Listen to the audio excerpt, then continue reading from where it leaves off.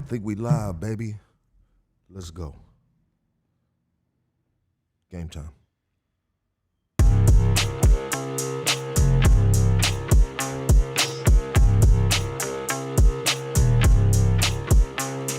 I've been a bad man, yeah, the devil's prayed to me, and I help him go and get his way. You kept your word, boy, yeah, the devil said to me, and I can't wait to meet you one day. Yeah, I can't wait to meet you one day.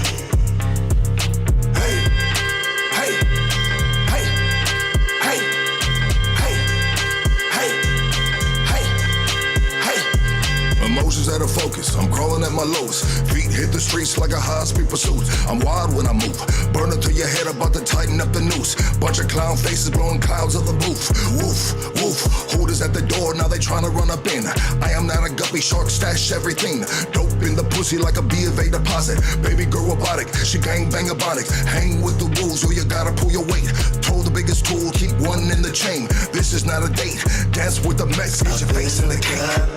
Yeah, the devil's prayed to me, and I help him go and get his way. You kept your word, boy, yeah, the devil said to me, and I can't wait to meet you one day. Yeah, I can't wait to meet you one day. Hey, hey, hey, hey, hey, hey, hey, hey.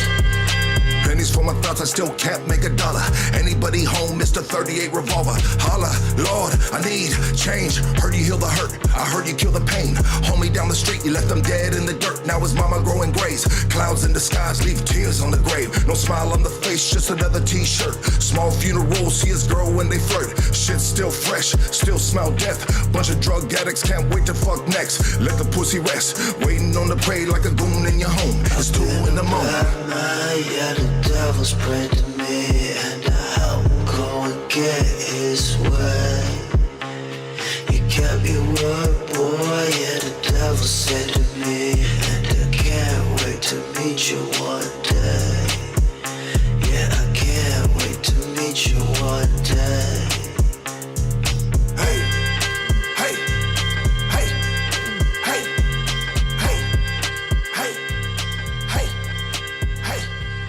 Kodak pictures catch the redness in my eyes. The pookie virtualized got the devil in my mind. The highs, the lows, a suicide note. The drip of the nasal, feel the tip of the razor. I'm tired of the living, I'm tired of the sinning. I wanna be dead dog better than these Just fade that shit out like that. Nice, slow, and easy, baby. It is Monday. It is motherfucking Monday, baby. I guess the weekend ain't ended for me, because this ain't a job. I thoroughly love doing this.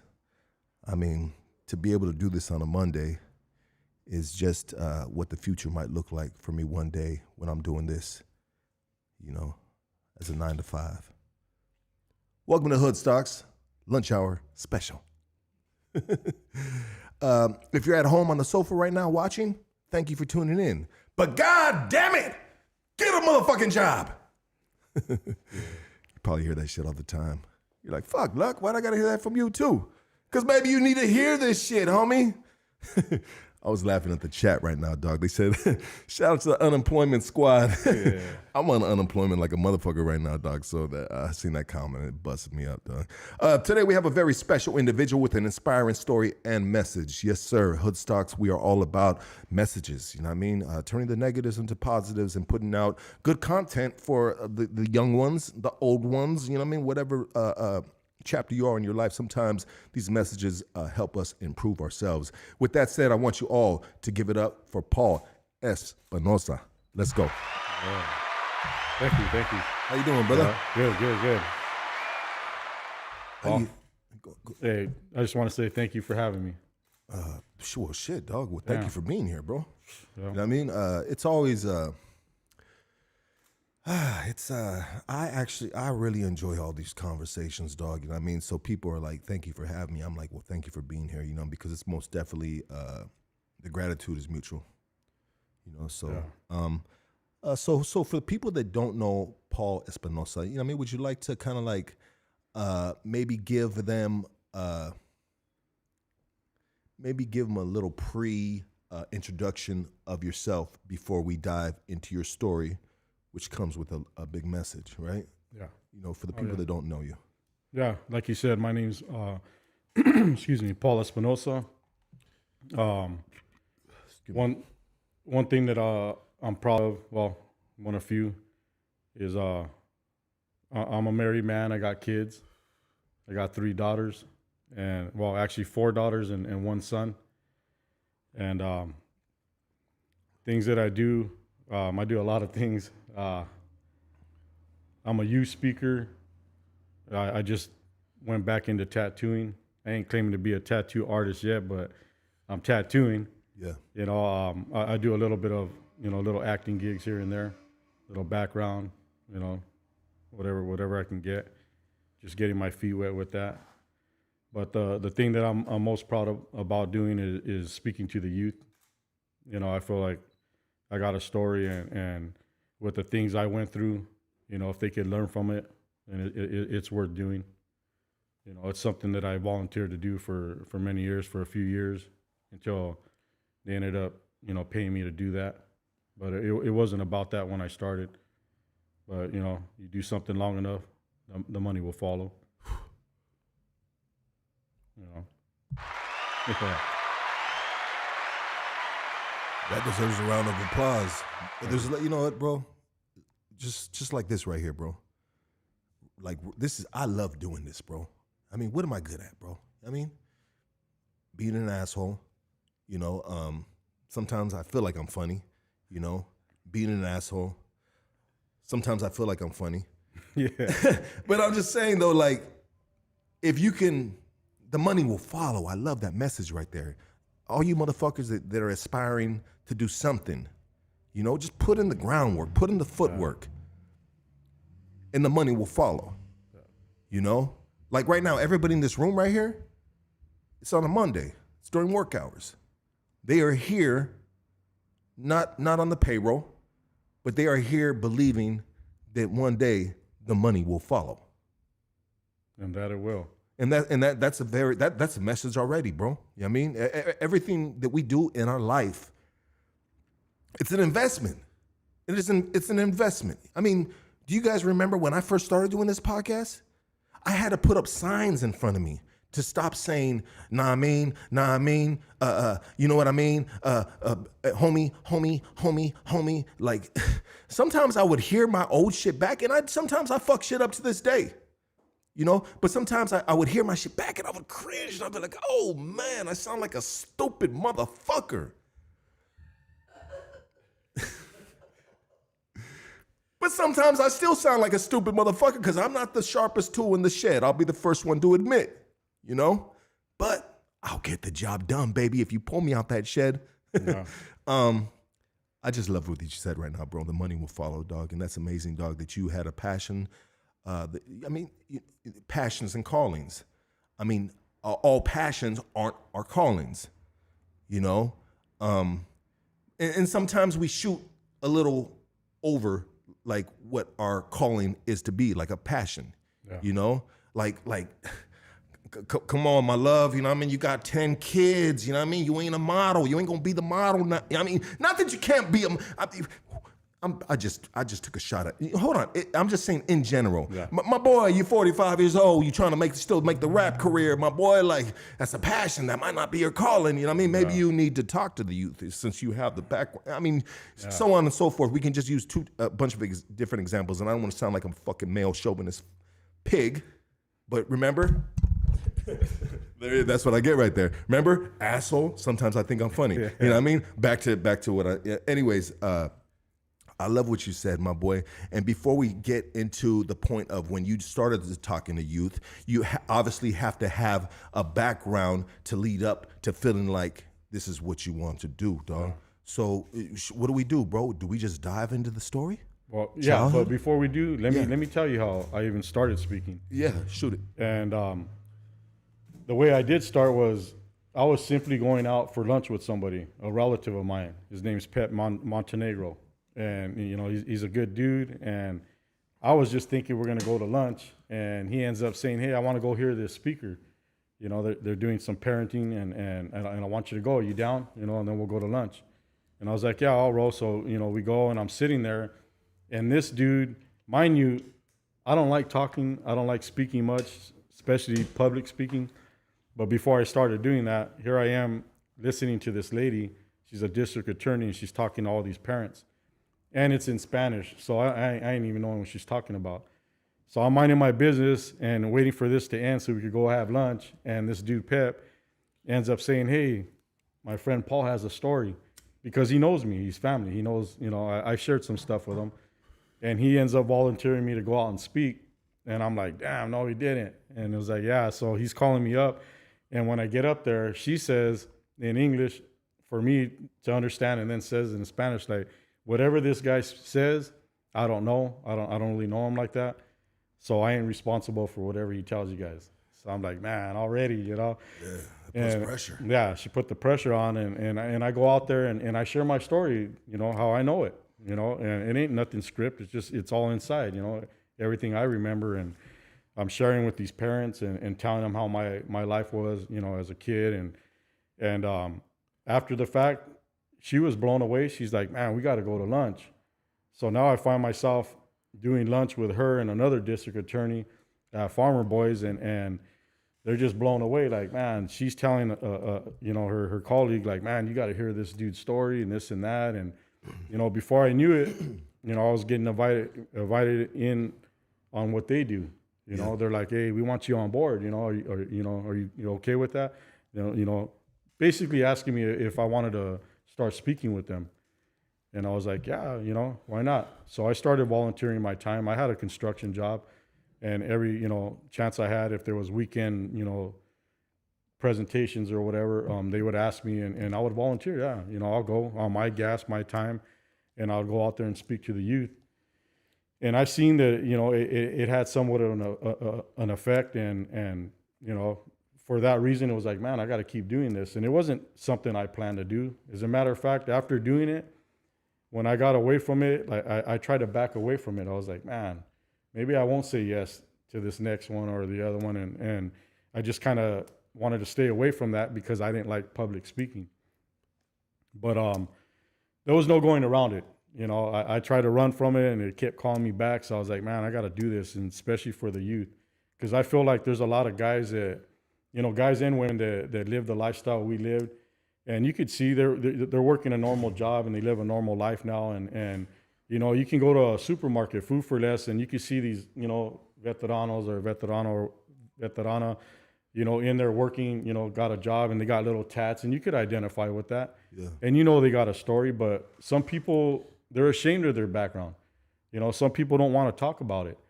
And I just felt like, what, I'm not going to waste anything in my life. Like, hey, whether it was good or bad or whatever, like if I can help somebody with the stuff that I dealt with, or, the choices I made, because not everything was put upon me, like, oh, poor me in my life or whatever. There's a lot of stuff that I chose to do, and it just went the way it did. And, a lot of bad came out of it. Absolutely. And with that is like, man, if I could help the next, generation with that, why not?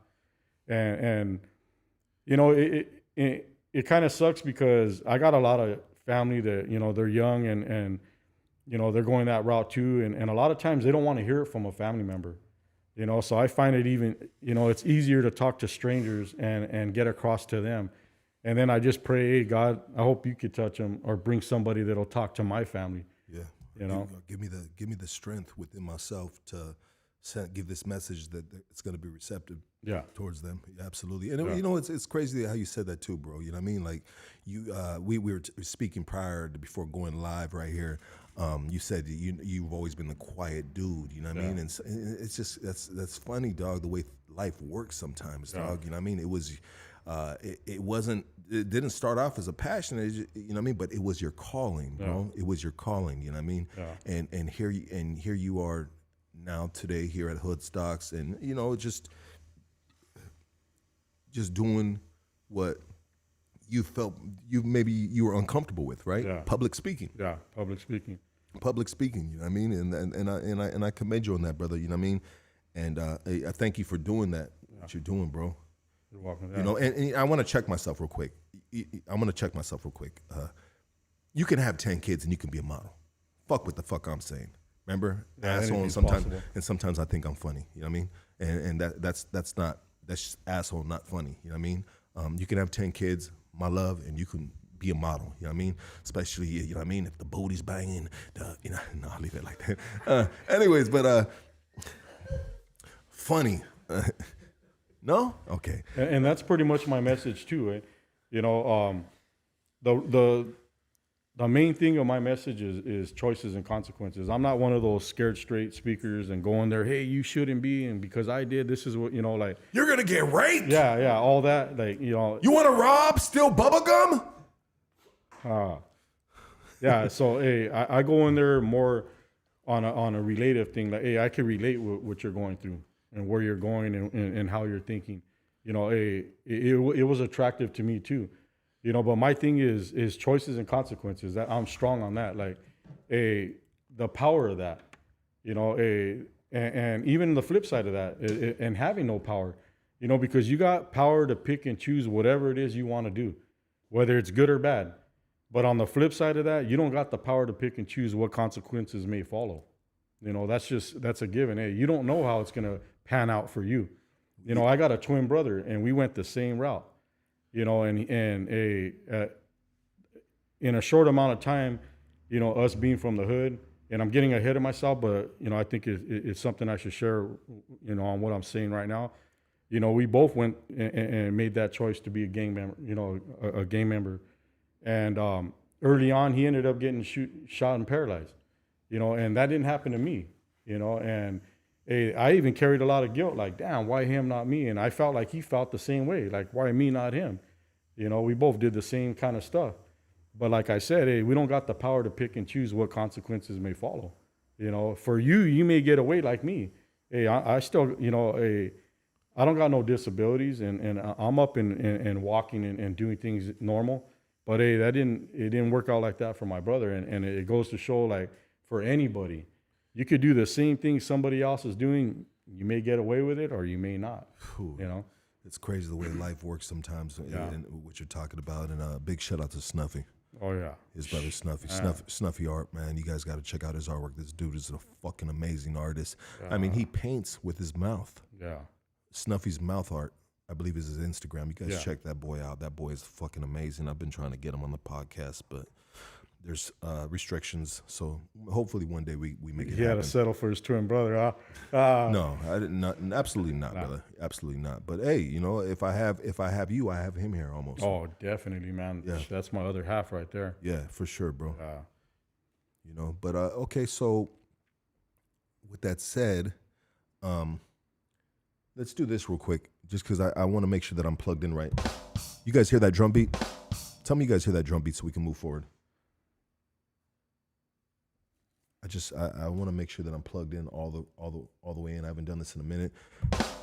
Tell me you hear that drum beat. We move forward. But anyways, yes sir. Okay, there it is. There. Thank you guys. Appreciate it. I do that sometimes, bro. You know. Oh yeah. Because I've done a podcast that the sound wasn't right, and we were actually recording from the camera's microphone, which is fucking not good.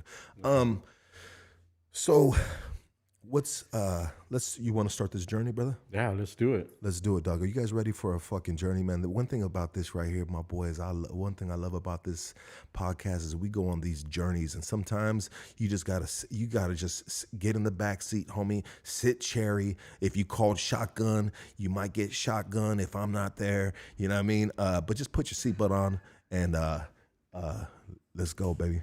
Yeah. Well, like I told you, I'm gonna take it way back. Yeah, absolutely. As far as I can remember, and I'm gonna go back to like when me and my twin were like 6 years old. I got one brother that's older than us. He's a year and a half older, so he was about 7.5. And if I'm right, you know, it's hard to remember exactly, you know, how old we were, but as far back as I can remember, when life was good, life was great. You know, mom and dad seemed to love each other. You know, they had a pad up in Orange County. They took us from La Puente. You know, I'm from La Puente, and, you know, we went to Orange County, Anaheim. And my dad had a job as a welder, and my mom was a stay-home mom. she took care of the kids, and we were going to school, probably first grade or something. And like I said, life was great. We had a condo, everything seemed good. We ate good, and we had clothes and stuff. And I remember me and my twin, we'd walk to school, and even back then, that was my crime. We used to go into the school, and I don't know how we thought of it, but we were pretty clever back then as kids, 6 years old. We'd get a paper bag and throw rocks in there and act like we had a lunch, put a little weight in there so it looked like we had something in this bag. And we'd go to this lick every morning, and we'd just pack it with, snacks, beef jerky, M&Ms, whatever, Twinkies, and we'd see our way on to, to school. Yeah. And every day we did that until my brother, he got a little greedy. He started grabbing balloons and this, that, and just other stuff, Shit that don't fit in the bag.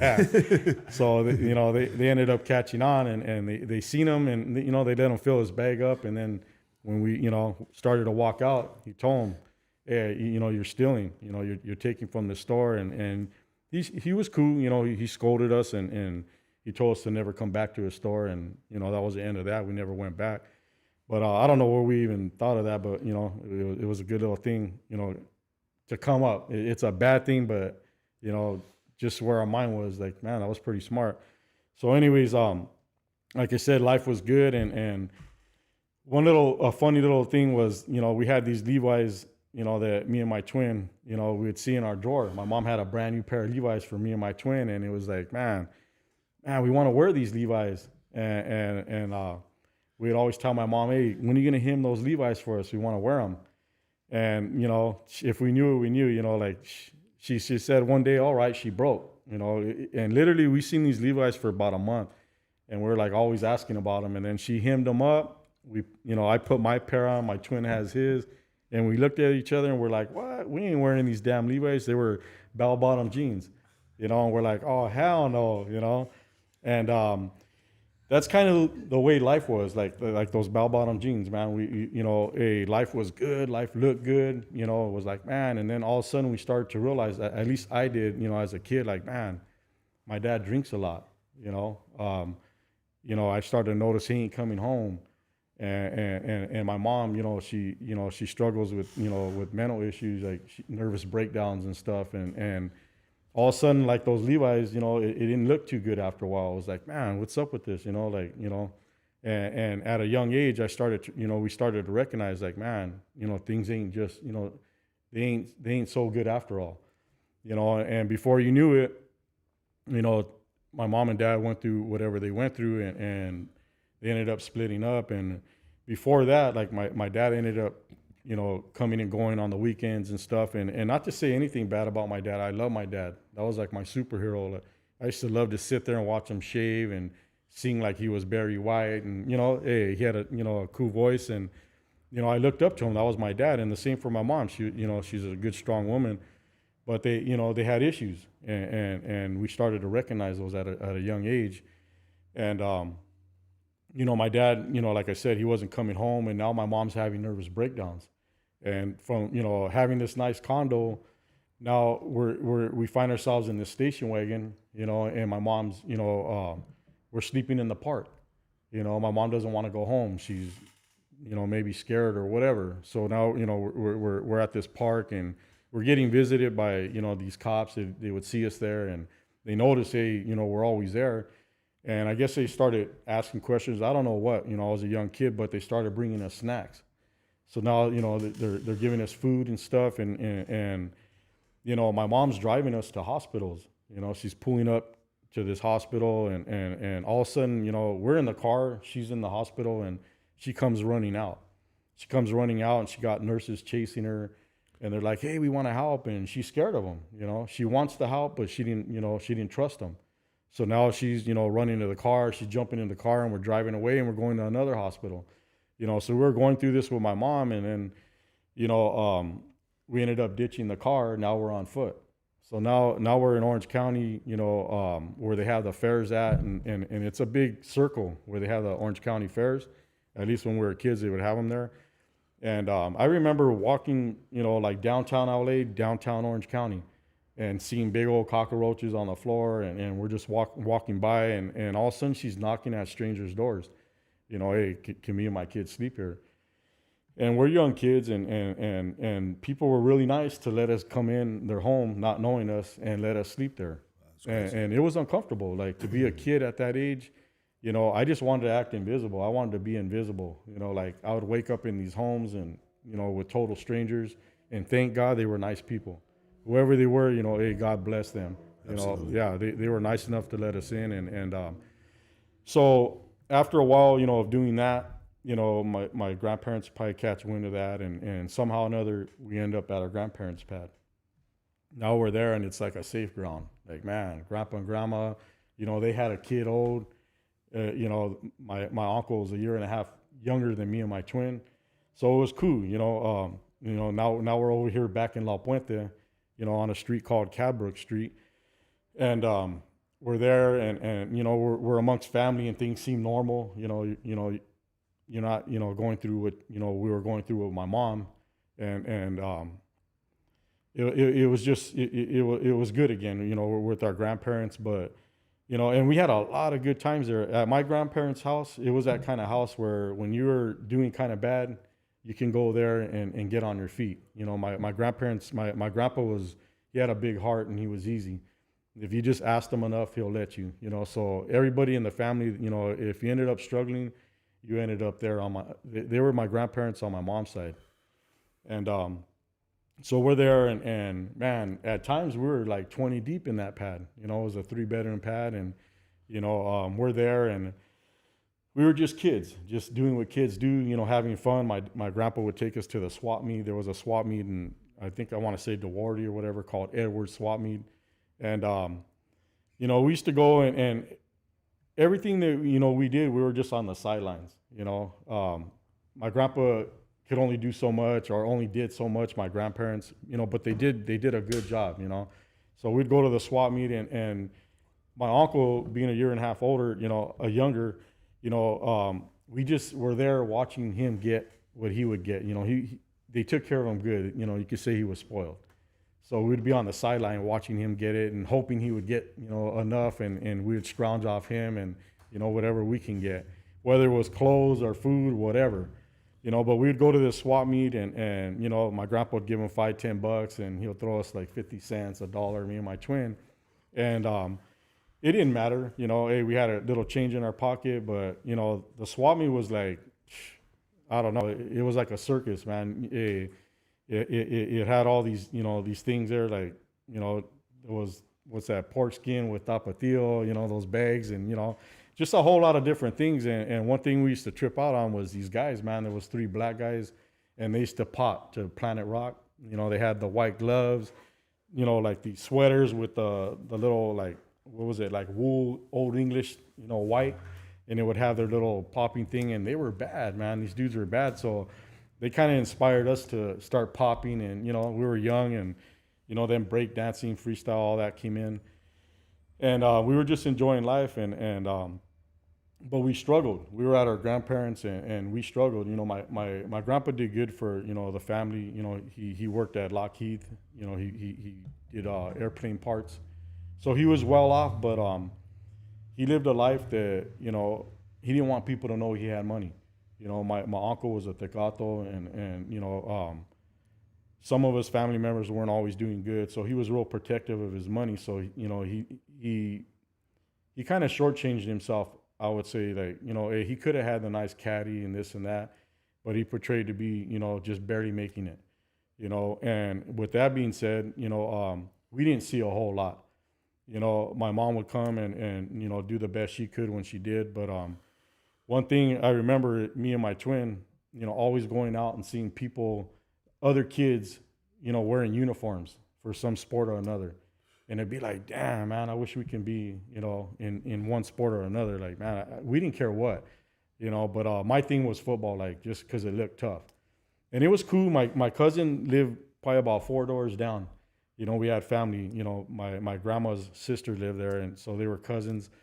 And my cousin would be in tackle football, and he was about, you know, a year and a half, 2 years older, and he would come down, and he'd put his whole uniform on, helmet, and we had no uniforms. Rubbing that shit in. Oh man, so he would come down. Not only that, I mean, it was cool. Hey, you guys want to play football? He didn't even have a game going Oh on. man, he yeah. was- And yeah, my cousin Santos, man, I love that dude, man. He was cool. But anyways, hey, let's play. And he was tough. You know, he was a tough dude, and you know, he would have all his uniform on and hike, and he would sack us with his helmet. Yeah, and we're there, you know, just No not pads carrying, on. no pads, nothing. But hey, that was us getting ours. You know, hey, we're playing. Yeah. But anyways, one day my uncle ended up coming down. He's like, man, where's the twins at? And he ended up finding us. You know, hey, we talked to him, and he's like, hey, Paul and Frank, you know, you guys want to join a baseball team? We're like, yeah. Right away, like our hands went up. Yeah, sign us up. And he's like, hey, slow down. You know, hey, before you guys say, yeah, look, there's only one practice and one game. You know, these two teams, they weren't doing good all year. You know, but hey, they're short. They need, you know, a couple players in order to stay, you know, playing. So we're like, hey, we don't care. And hey, it was cool. My uncle came, you know, and he let us know, like, you know, hey, you're gonna be on these teams. We went to our practices. You know, I come home all excited. My brother, you know, he comes home, you know, from his practice, and you know, I learned that he's on the Dodgers. I'm on the Padres. We had these uniforms, so now we're in uniforms, and we're like, man, let's go. We go to our one game. You know, a week later, we go to our games, and I don't know what my brother's game's like, but I go to my game. Excuse me, and the coach ends up asking me, like, and I only went to one practice. He knows nothing about my experience, but he goes, hey man, can you pitch? And I lied. I go, yeah, I could pitch. You know, matter of fact, I'm a good pitcher. Yeah. So he puts me up, and I remember I'm at La Puente Park. You know, we got the baseball fields right there. It's not a big, you know, baseball field, and you got this street called Temple. And I go up there to pitch, and I remember just throwing the ball as hard as I could. That's all I knew to do, just throw the ball fast and hard. So I did. I pitched it, and bam, I hit the batter, and the catcher throws it back, and I pitch it again, bam, threw it fast and hard, hit him again. And now I'm hearing people yelling, and I'm thinking they're cheering me on, and I'm thinking I'm actually doing a good job. Damn, I'm hitting this dude. You know, and now I hear my coach yelling my name, and I'm like, damn, even he's like cheering me on, and he's waving me. So I'm like, man, I wonder, I thought he was just going to give me this little tip. Like, hey, do this now. You're doing a good job. Hit him in the head now. Yeah. So he ends up telling me, hey, you got to, you know, sit this one out. Like, he pulls me off, and I'm like, damn. Then I realize I'm sitting there like, damn, I guess I didn't do so, you know, good of a job after all. So I'm sitting there feeling down, and I'm like, damn, you know, no family's there. You know, I'm there, you know, playing this game. And I'm sitting there beating myself up like, man, I guess I did a bad job. And now, you know, hey, we were already at the end of the game when he had asked me. So little did I know, because I didn't know a whole lot about baseball, it was the last inning. So they finished up batting, and then my team went up to bat. And I'm like, damn, my only chance to play, you know, baseball, I got this uniform, and I blew it. But anyways, he ends up calling my name again, and said, after a few guys went and batted, and I wasn't even paying attention to the game. I was just like, damn, put my head down. And he calls me to bat, and I was like, yeah, here I go. I got one more chance. And this is a true story. Hey, I go up there to bat, and I see this pitcher looking at me, and he's kind of playing with his hat like, you know, a little, you know, somebody experienced does. And he's chewing gum, and he spits like a pro baseball player. And he's looking at me with this look in his eyes, and all I could think is that he's probably saying, I seen you up here pitching. This is going to be an easy strike. You know, all that's going on in my head. And anyways, he serves this ball, you know, and I see this ball coming, and I'm like, man, this is my chance. And I swing the bat as hard as I could, and I cracked this freaking ball over the fence into the street. Little did I know, we were losing by a couple points. Little did I know, bases were loaded. Everybody came in, and so did I. Hey, I hit a damn grand slam. Whew. I hit a grand slam, yeah. Let's go. go. And thank you. Yeah. Redeemed yourself. Yeah. Hey. I thought you were gonna say that dude fucking hit you in the nuts with the ball or something like that. Like, oh, I'm gonna get your ass back. So hey, I hit this grand slam, and we won the game, man. This is the last game of the season, and nobody knows, man. My family wasn't there. My dad wasn't there to see it. You know. Hey, they would have been proud of me. Yeah. And not only that. People, if they weren't there, wouldn't believe that anyways. Come on, a story like that, like, yeah, all right, you hit a grand slam. you hit the ball over into the street. Yeah. All right, but I did. Yeah. Hey, we went for pizza, the whole team. You know how you see people hip hip hooray and they got you on their shoulders, and hey, that's the way they made me feel. Damn. They gave me tokens and made this big old stink out of me, and man, hey, it felt good. Like it felt good to be praised and noticed and having this uniform on, and man, I would never forget that feeling.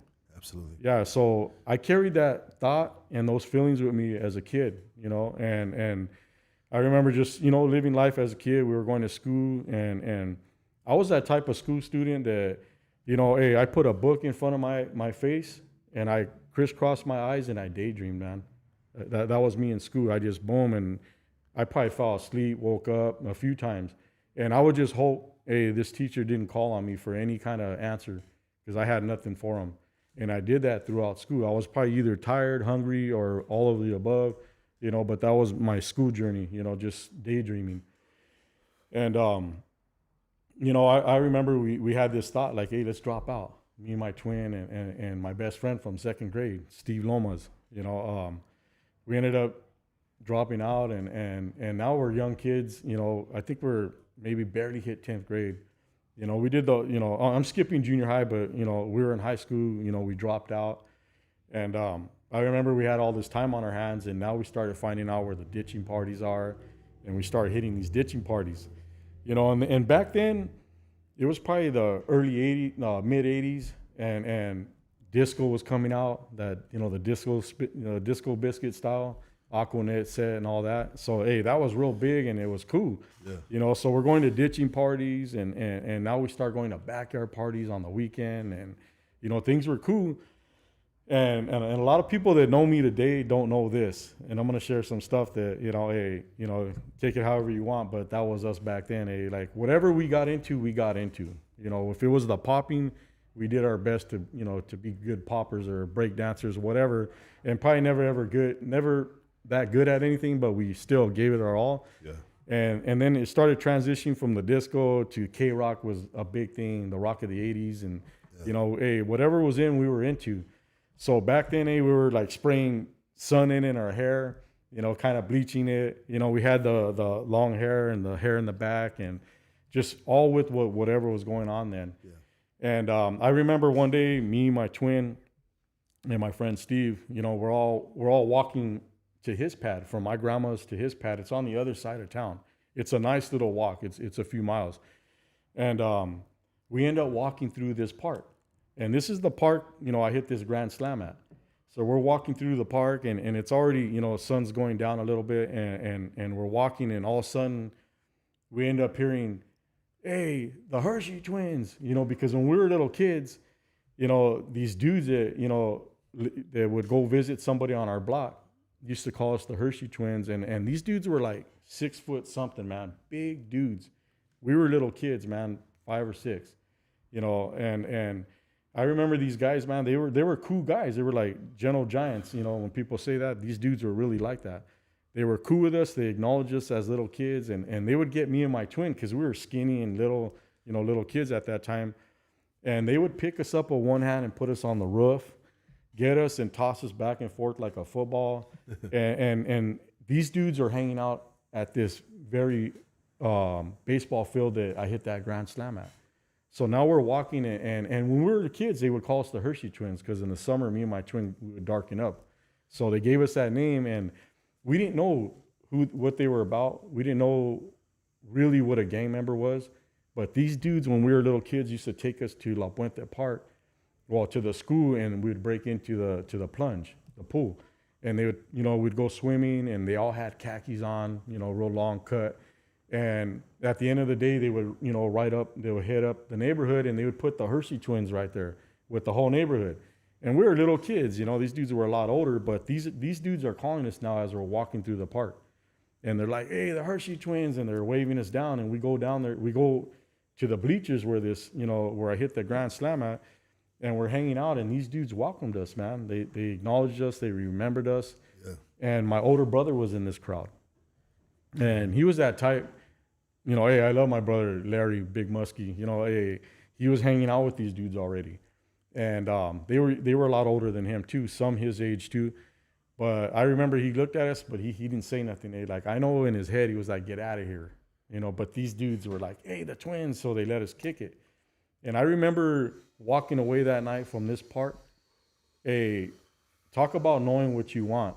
Hey, we walked away from there like, damn, man, did you see the way these dudes were dressed? Did you hear the way they were talking? All the way to my friend Steve's, man. Literally overnight, we went from these bleach hairdos, because back then they didn't bick their head. We started combing our hair back. We had we cut our hair. We started combing it back. We went and bought ourselves khakis, Cortezes, and we showed up at this park whenever we could, hoping they would be there. And they would. They ended up being there, and at times, and again, they welcomed us, and it felt good. Yeah, oh man, what a feeling back then. Yeah. And now we're catching wind, like, man, hey, these are gang members, and this is what they do, and we start doing the things that they're doing, and doing the things that they did, and them to acknowledge it and give you a pat on the back, man, was like hitting that grand slam. That feeling I got, like, damn, man, and there it was, getting that praise and acknowledgement, man, and it was strong, and just everything about it was attractive, and there we are now. We're rolling with these dudes, and it was like a baseball team, Hey, I got a uniform on, just like I'm wearing what they're wearing. I'm doing what they're doing, and it felt great, man. And I remember after a while, we knew the shot caller, the dude that used to put me and my twin on the roof. They called him Polo. He told us, hey, you guys don't got to get jumped in. You guys are from our neighborhood. It's a street called Dial Boulevard. It's a little street, a little dead end, but it was just Dial Street. They called it Dial Boulevard because they had a lot of numbers. They were big, and they put it down. And I remember him telling us that, but nothing came easy for us. Like, it was a matter of time before you're gonna get jumped in. There was no going around that. Fools are like, hey, you didn't get jumped in, you're gonna get jumped in. So it was like, they surprised us with it. And sure enough, like, hey, I remember my twin getting hit. I didn't know he was getting jumped in. The homie that was jumping him, man, I caught wind of, I caught the tail end. I just seen my brother getting hit. Bam, my twin brother Snuffs. He gets hit, and he goes down, and he hits the pipe where the water hose goes, and he hits the floor. And I just naturally just went up to that dude. Hey, you hit my twin. I didn't know he was getting jumped in, and I just hit him. Boom. And then before you knew it, I was pinned up against the wall. And thank God for the wall, because I probably would have been down getting beat, but it held me up. Yeah. And before I knew it, hey, you just got jumped in. So I was like, cool. Dial Boulevard, baby. There it is, Yeah.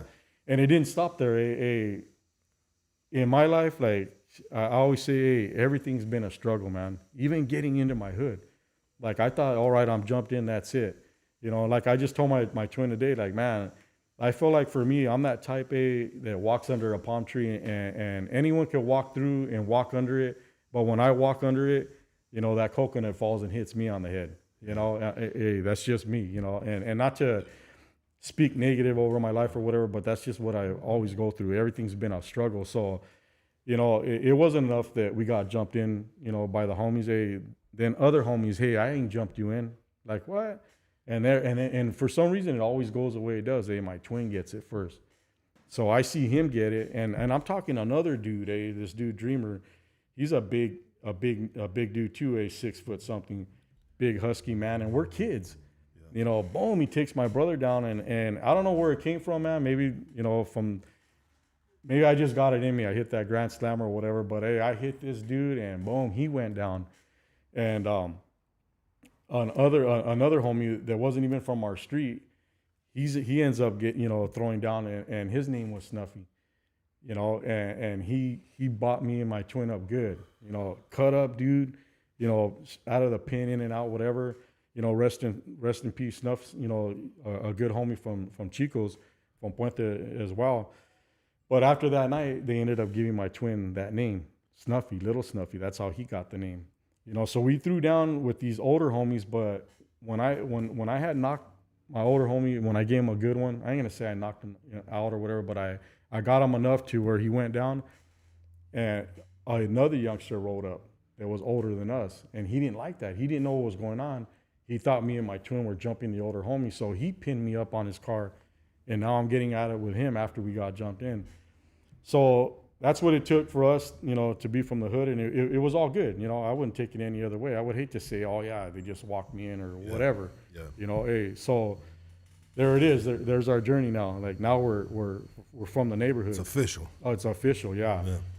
And it wasn't that long after though, being from the hood. Now we're doing what they do. We're rolling the streets, taking G rides, strap, whatever. Doing whatever we could as youngsters, just kind of learning what they do and doing it. We weren't that heavy at the moment, but we started getting active, and not even a year, probably about a year or so, give or take, goes by, and we're out there, if I can keep it real, doing drive-bys. Back then, that was all right. It was a thing that we did, gang banging, we did drive-bys. So we were out there and we were active, and we did something on a Friday, and then I went my way Saturday, and the homies went back and did their thing, and in that car was my homie Steve, my best friend from second grade. He ends up doing some dirt with the homies and all that, and picks up a life sentence. All the homies ended up getting a life sentence, and he got the lighter of the life because there was 35, 25, and 15 to life. And like I said, in a short amount of time, my best friend's already got a life charge, and we're still at it. Me and my twin, we're fresh from the hood, and we're going to parties with the homies and all that. And I remember one night we left the party. I think we went to go get some beer at a 7-Eleven in my neighborhood, and there was some doo-wop Crips in the 7-Eleven, and it was on. We were warring with neighborhood Crips and the blacks in our hood. So I go in 7-Eleven, and I didn't want to make a scene in there, but I looked at this, these guys, and they seen the look, and I might have said something, but he's like, hey, we'll deal with it when we get outside. And I was like, yeah, we'll deal with it outside. And, I didn't say nothing, but, my brother and everyone got in the car, and I stood out, and they jumped in a two-door Blazer. And I go up to the car, and I'm calling them out, talking crap, like we do. And all of a sudden, it's a two-door Blazer, an old one. All of a sudden, a dude in the back seat pulls out a rifle, and the guy in the front seat grabs the barrel. And he's pointing this gun at me, and I'm still like, get off and this and that. And boom, he takes a shot, and, the bullet, flies by. And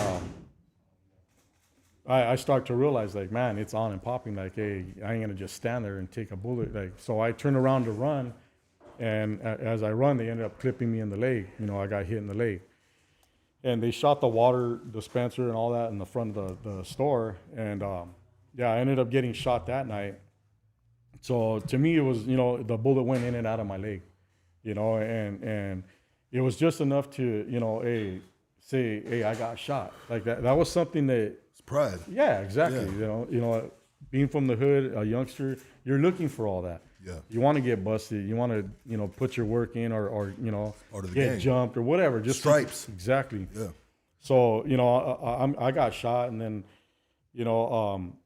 one thing that me and my twin would do was go back to the school that we dropped out of, and we'd go to the gym because it was open to the public.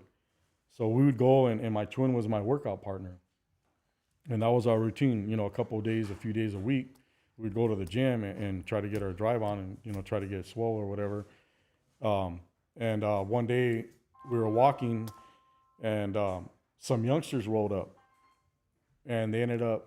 My twin goes, where are you guys going? And my mind was just, I'm going to the gym. I wanted to go. I was set on that day, I'm going to go get my drive on. And my twin ended up asking them where are they going? And they go, we're going to go kick it with some hyenas, And right away, these homies always did little things on the sneak, and they never involved everybody. They did their thing, and it was always to do with hyenas. So my brother was like, man, I want to roll.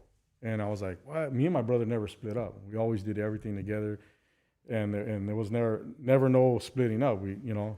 And that day, he ended up jumping in the ride with him, and he jammed. And I went to the gym. I got my little drive on. I came home, and then that just being a twin thing kicked in. I was like, damn, I feel weird.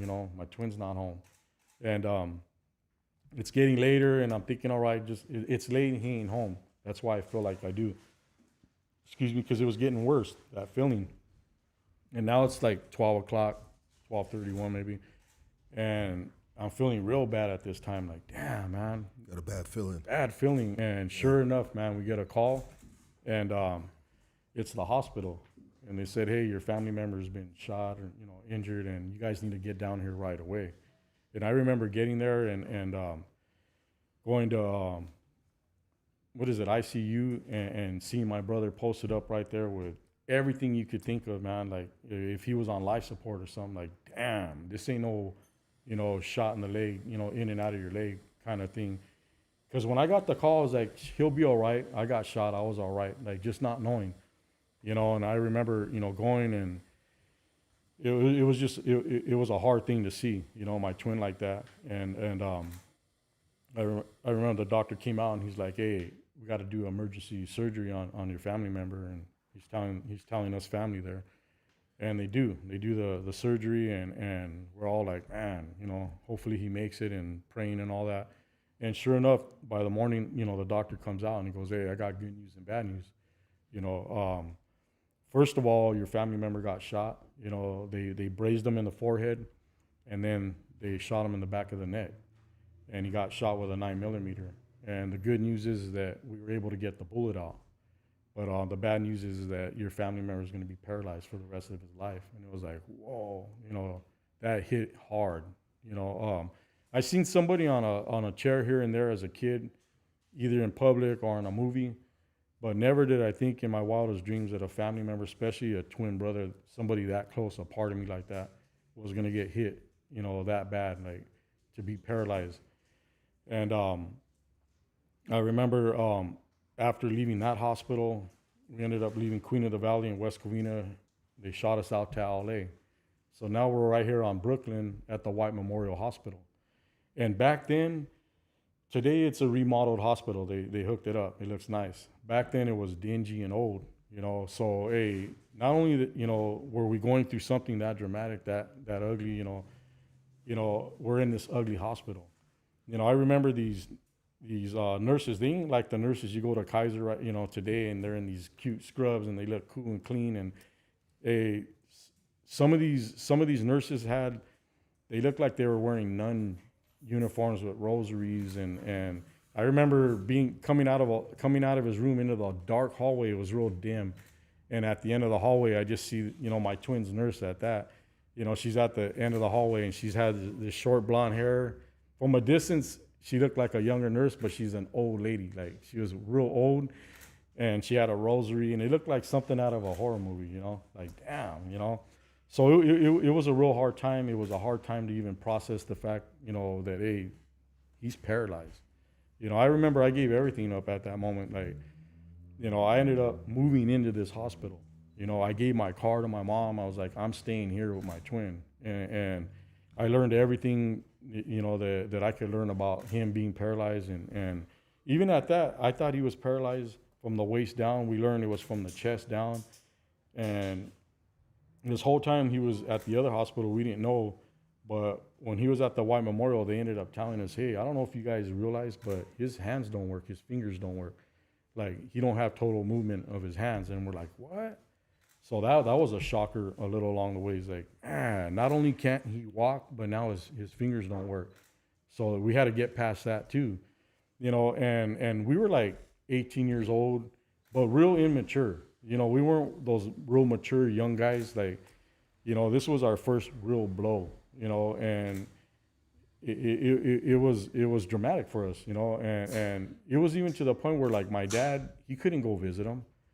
His thing was, hey, I can't see my son like that, and it's like, all right, hey, that's kind of, where he missed it, but even the same for my mom. Like, I gave her my car, and I can't imagine it was probably just rough. I'm not making excuses for him, but we didn't get many visits from anybody. It was just me and my twin, and being young and something that dramatic, to be sitting in this hospital feeling all alone, like just me and him, like, man, this is, where's life gonna go from here? And I remember my dad and his sister are twins. So his sister started coming and visiting us, my Aunt Lorraine. Rest in peace. She just, we just buried her this year. COVID and, you know, some health issues. But my Aunt Lorraine comes and she starts visiting us, and she starts praying for us, and I didn't know then, you know, what I know today, but she was bringing in a presence of peace. And, you know, it was like, wow, when she came and left, like she left something, you know, we felt okay. And we were anxious for her to come back. Like, man, when's she coming back? Because we needed something, you know, and she was bringing it. Little did we know, just on her visits, you know, and it was something we were a little aware of because my mom and dad, they dropped seeds when we were kids. When we were in Orange County and they were doing good, you know, before we realized my dad was drinking all that, they would take us to church. And they would take us to one of these churches that they were casting demons out of people and, you know, playing music backwards and, you know, just doing a lot of that and prophesying about things that I'm seeing today, 30 years later. You know, it was real deal, this church. But we were little kids, you know, and I didn't realize those seeds were still there, you know. So even at that, like when my twin and I were in that hospital, I didn't know what my aunt was leaving till later when I, you know, learned more about it. She was leaving, you know, like she was coming with the Spirit of God, like, hey, and she was bringing that comfort, you know, and we were gravitating. We needed it. So that was a good thing, you know, while we were in there. And now he's getting to a place where he needs to get discharged, you know, and somebody needs to step up and learn what it takes, you know, to take care of somebody, you know, in those conditions. And that's my twin. Hey, there ain't nothing I wouldn't do for him. So I was like, easy. I rose my hand. You know, I'm young. I ain't got. I had a girl at the time or whatever, but I didn't have like responsibility or nothing. It was like, hey, I dedicated myself to my twin, like whatever he needed. So I learned whatever, hey, to use the bathroom, shower, everything it took to take care of him. And, you know, and I signed him off and we discharged him and got him home. Wow. Yeah. So we ended up back on the brook, on Cab Brook, you know, at my grandparents' pad. And I remember, I knew this guy, Adam, who lived across the street. Well, he visited people across the street. He was related to him. And he knew construction, so he helped me remodel our garage, my grandparents' garage, and I made 2 rooms and a little hallway. And I did that before this happened, but I had my own little master bedroom and a little room and all that. But when my twin got paralyzed and I brought him home, I gave him the master bedroom and I stood in the little room, and I was his caretaker. You know, and props to any caretakers out there because they get unnoticed. I mean, a lot of people don't really focus on them as much as the person that has that disability. Yeah. You know, and they just get unnoticed. But like my twin brother's, you know, lady that takes care of him, you know, much respect to her. Like, yeah. It's a lot of work. Absolutely. And everything we see about my brother and all that, there's someone behind the scenes, like making that happen so he appears the way he does. But I did that, you know. And there was a lot of ups and downs and struggles, you know, taking care of him, you know, because we were in the garage and the shower was in the house, so it was a mission, man, to get him into the house. It wasn't really accessible for a person in his condition. Yeah, so I would pick my twin brother up, and I'd walk him to the shower, through the backyard, into the house, up some stairs, and into the pad, and I would shower him. Get him showered, pick him up, walk him through the back. And I remember one day we were walking back, and there was a puddle. You know, I don't know if someone watered, it rained, whatever, but big puddle. And we're walking, you know, you got this? You know, yeah, I got it, don't trip. And we're walking, and boom, we both go down. And now, you know, him being all showered up, we're all full of mud. So there was a lot of frustration, you know, just, you know, taking care of him. And my brother at the time, he was about, you know, the way he looked, his appearance was everything. Like, hey, you know, he was still wearing khakis, but everything had to be creased. You weren't getting away with anything with my twin. Like, hey, everything had to be from top to bottom, tip top, you know, and I would give him that. You know, let's take a pause real quick. I got to take a leak, though. No, pause real quick. I apologize. Oh, no, get yours. Man. Yeah, hold on real quick, everybody. Yeah. Take a quick pause, guys. Yeah. Sorry about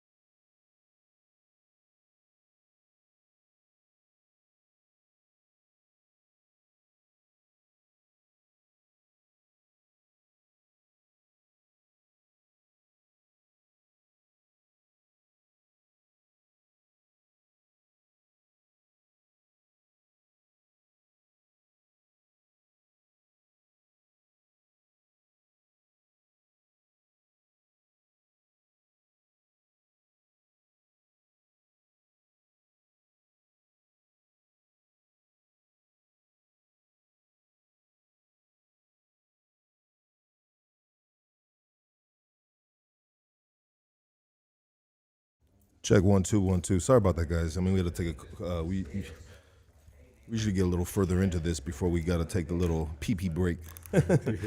Yeah, but let's get back into this story. Shout out to everybody tapped in right now. Hit that subscribe button, hit that like button. All that shit helps this podcast grow, you know. And we ain't nothing right here without the masses, without the people supporting. I love you guys. Hope you guys went and took a leak too, or you know what I mean, whatever you had to do. But you were saying you're carrying snuffs. I mean, you guys after a shower, you guys end up slipping up in this puddle. Now you guys are fucked up, dirty and shit. Back to that shower. Yeah, and he liked to be creased up. Oh man, yeah, he wasn't gonna go out there half butt or whatever. Yeah, scoot over a little bit that way. Square yourself that way, dog. There you go, right there, dog. All right, cool. Yeah, and go ahead, Mama G. Yeah, so hey, now he's back on the street, and we just picked up where we left off. Hey, nothing was stopping him. You know, the only difference is now he's in a wheelchair.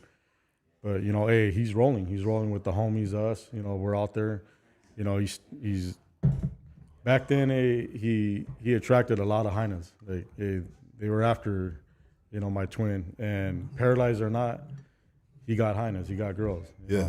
Yeah. So you know, he's out there still doing what homies do. You know, and it may sound crazy or whatever, but hey, we would even go on missions or whatever, and he'd be there. You know, there was times where, shoot, we had to pull him out of the car and run with him. You know, Yeah. it would be on and cracking, and he wanted to be there. You know, he was still, he considered himself an active homie. You know, chair or not.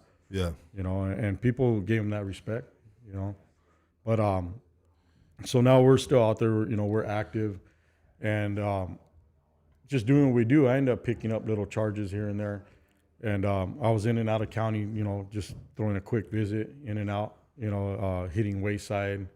And I remember this one time, though, I'm rolling with the homies. We're in a G-Ride. And we end up having the littlest dude in the car driving. And when I say little, then everybody littler than that as well. Just a small little dude and looking real young. Yeah. And I remember we're driving and we passed these cops and they just took a double look like, what? Broke their neck. Yeah, who's this kid driving these dudes, you know? So, you know, we already knew, you know, they're going to bust one, and they did. They made a U-turn, started following us. And you know that little golden rule, hey, just hit the first corner and jump out. Everybody go your way. Absolutely. And we did. You know, we jumped out, you know, we hit the corner, jumped out, and everyone took off. And like I said, hey, when that coconut falls, it hits me, I end up getting popped, you know? Yeah. And I got a pocket full of rocks. You know, I was slanging a little rock back then. That was a big thing, you know, selling that boo. And so they ended up tackling me down, and I had it somewhere in my pants, my waist or whatever, and they rolled me over, and they found it. So I get a GTA charge and a sales of raw cocaine. And I go to court. I'm in Citrus Court in West Covina, and I don't know anything really about court, especially, I mean, anything other than traffic stuff. But they hit me with this sales and GTA, and all I know is I'm getting out that day. So whatever they offered me, I was like, I'll take it. Let's go. Little did I know it was a joint suspension deal. Yeah. So now, again, I'm running around, and I never had a license, so I'm rolling around with no license and end up getting a traffic issue ticket or whatever.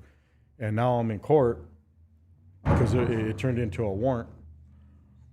And I'm in court, and I'm thinking I'm going to be in and out, pay this ticket or whatever, and the judge is telling me I'm going to state prison. And I'm like, what? I go for a traffic issue? Like, I never heard of that. And he's like, yeah, you know, you took this deal and this time, whatever. And I was like, I just told the judge, well, then, hey, let's do it, you know, whatever. And there I am. Now I'm going to prison, you know, from doing this little in and out county time. But let me back it up, because there's something that I wanted to share going in and out of the county. You know, I out of my brothers, like, I'm probably one of the brothers, because there's 8 of us in total, all brothers. Wow. And I probably done the lightest of time. Like, even my brother Snuffs picked up a shooting and fought a case where he got out, you know, and was looking at time and all that. But I would just go hit the county on these little traffic issues. Then I picked that up. But I remember being in the county on one of these traffic issues, And again, like I said, you know, nothing comes easy. I'm in 9,500. I just came from Rio Hondo Court, and I got a homie. I won't say his name, but I got a homie with me, and he's a little older. And we're cutting it up, and you know how you hook up with somebody in there, and you're like, all right, we're gonna ride this one through. You know, we'll go to the county together, and especially when they're from your neighborhood and all that, you feel good. Absolutely. You go in with this dude, so I'm in there, and now we hit 9,500. This is the 90s, early 90s, you know, probably 90. And it's a jungle. 9,500 back then ain't like 9,500 10 years, you know, 10 years ago. Yeah, it was on and popping. So we're sitting there, and then there's this new thing going on, the light. You know, people are getting lights, neighborhoods are getting lights. So I get in there, and the day I happen to get in there, well, let me say this. We're in there, and the dude I rolled up with from my neighborhood, he ends up getting in this car because they're playing cards, and they're from the Valle. A dude from Lomas, and dude Santos is playing cards, and he gets in, and I don't play cards. So I'm just sitting there kicking it with them, getting to know who's who. Yeah, I'm Lizard from Puente or whatever. And he's like, oh, all right. And they're playing cards, and he's like, hey, I'll be right back. This dude Santos, he goes to the phones, he comes back, and he's like, hey, Lizard, where'd you say you're from? I go, Puente. He goes, yeah, what guy? And I told him, you know, I'm from Dial Boulevard. And he goes, all right. He goes, I just got off the phone with so-and-so. And he's like, hey, Dial and this street and that street got lights from your neighborhood. And I was like, well, I can only speak for Dial. Hey, this is Dial right here. And he's like, all right. He goes, well, you know what you need to do? And I was like, what? He's like, yeah, you need to roll it up. And I was like, hey, homie ain't rolling it up. I go, hey, that ain't in my vocabulary. You know, hey, I was screwed better than that. He's like, what? And he ended up telling me, well, all right. He goes, if it's like that, he goes, hey, check this out. When it looks clear, he goes, it's on. And I seen this dude get up, walk through all 9,500. I watched him, man. And the dude that I rolled up with that was playing cards, he had this look on his face like, damn, he didn't know what to do. And I freed him up, man. I told him, hey, look, I had these slippers on, like the Adidas style, kind of in a way, slippers, slip-ons that I came in with. And he had these Reeboks. And I go, hey, check this out. You look like you have the same shoe size I do. Let me just get your kicks. You know, take these shower slippers. And he did. And I go, hey, don't dirty up your street. He was from our neighborhood, but a different street. And I go, hey, they didn't call your name out. They didn't call your street out. They didn't say you guys got a light. So I told him, don't even trip. And I relieved him of that because I seen the look, like, you know. Yeah. And sure enough, this dude Santos went around. He got everybody that claimed to be a Southsider rider, and he asked, hey, we got to regulate this food. I seen him going bunk to bunk. And like you would see in a movie, man, he came from where all the bunks are. I'm by the showers, one big hallway, bunch of bunks. And I seen him gathering people, and he told me when it looks good, it's on. And I took it upon myself. I go, hey, Santos, I go, I don't see no boys. You know, there was no Hudas or nothing in that big 9,500. They walked out. And I go, it looks clear to me. And he goes, like that?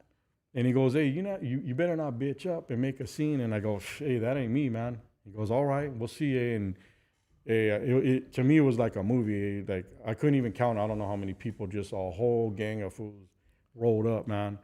And I just stood there in the middle and let them come at me like a wave and just did what I could. Yeah. And boom, you know, it wasn't long before I was on the floor getting bounced by bunks. And I left that. I got up. Well, after they were done, you just hear keys and people running, you know, the cops running in. And I just dove on a bunk, put a sheet over my head and act like I was asleep. And man, talk about being bruised from head to toe. I was bruised from head to toe. After they left, I remember my homies just got off a bus and rolled up in 9,500, but they had passes. They knew somebody and they had a pass. And I remember my homie looked at me and he's like, damn, Lizard, what are you doing here? Like, in other words, this pass is only good enough for me. Yeah. And I go, hey, don't trip, fool. I just got him up with all 9,500 right now. I go, hey, homie ain't going nowhere. And then I see this dude Santos and, I'm going to give you that right there, bro.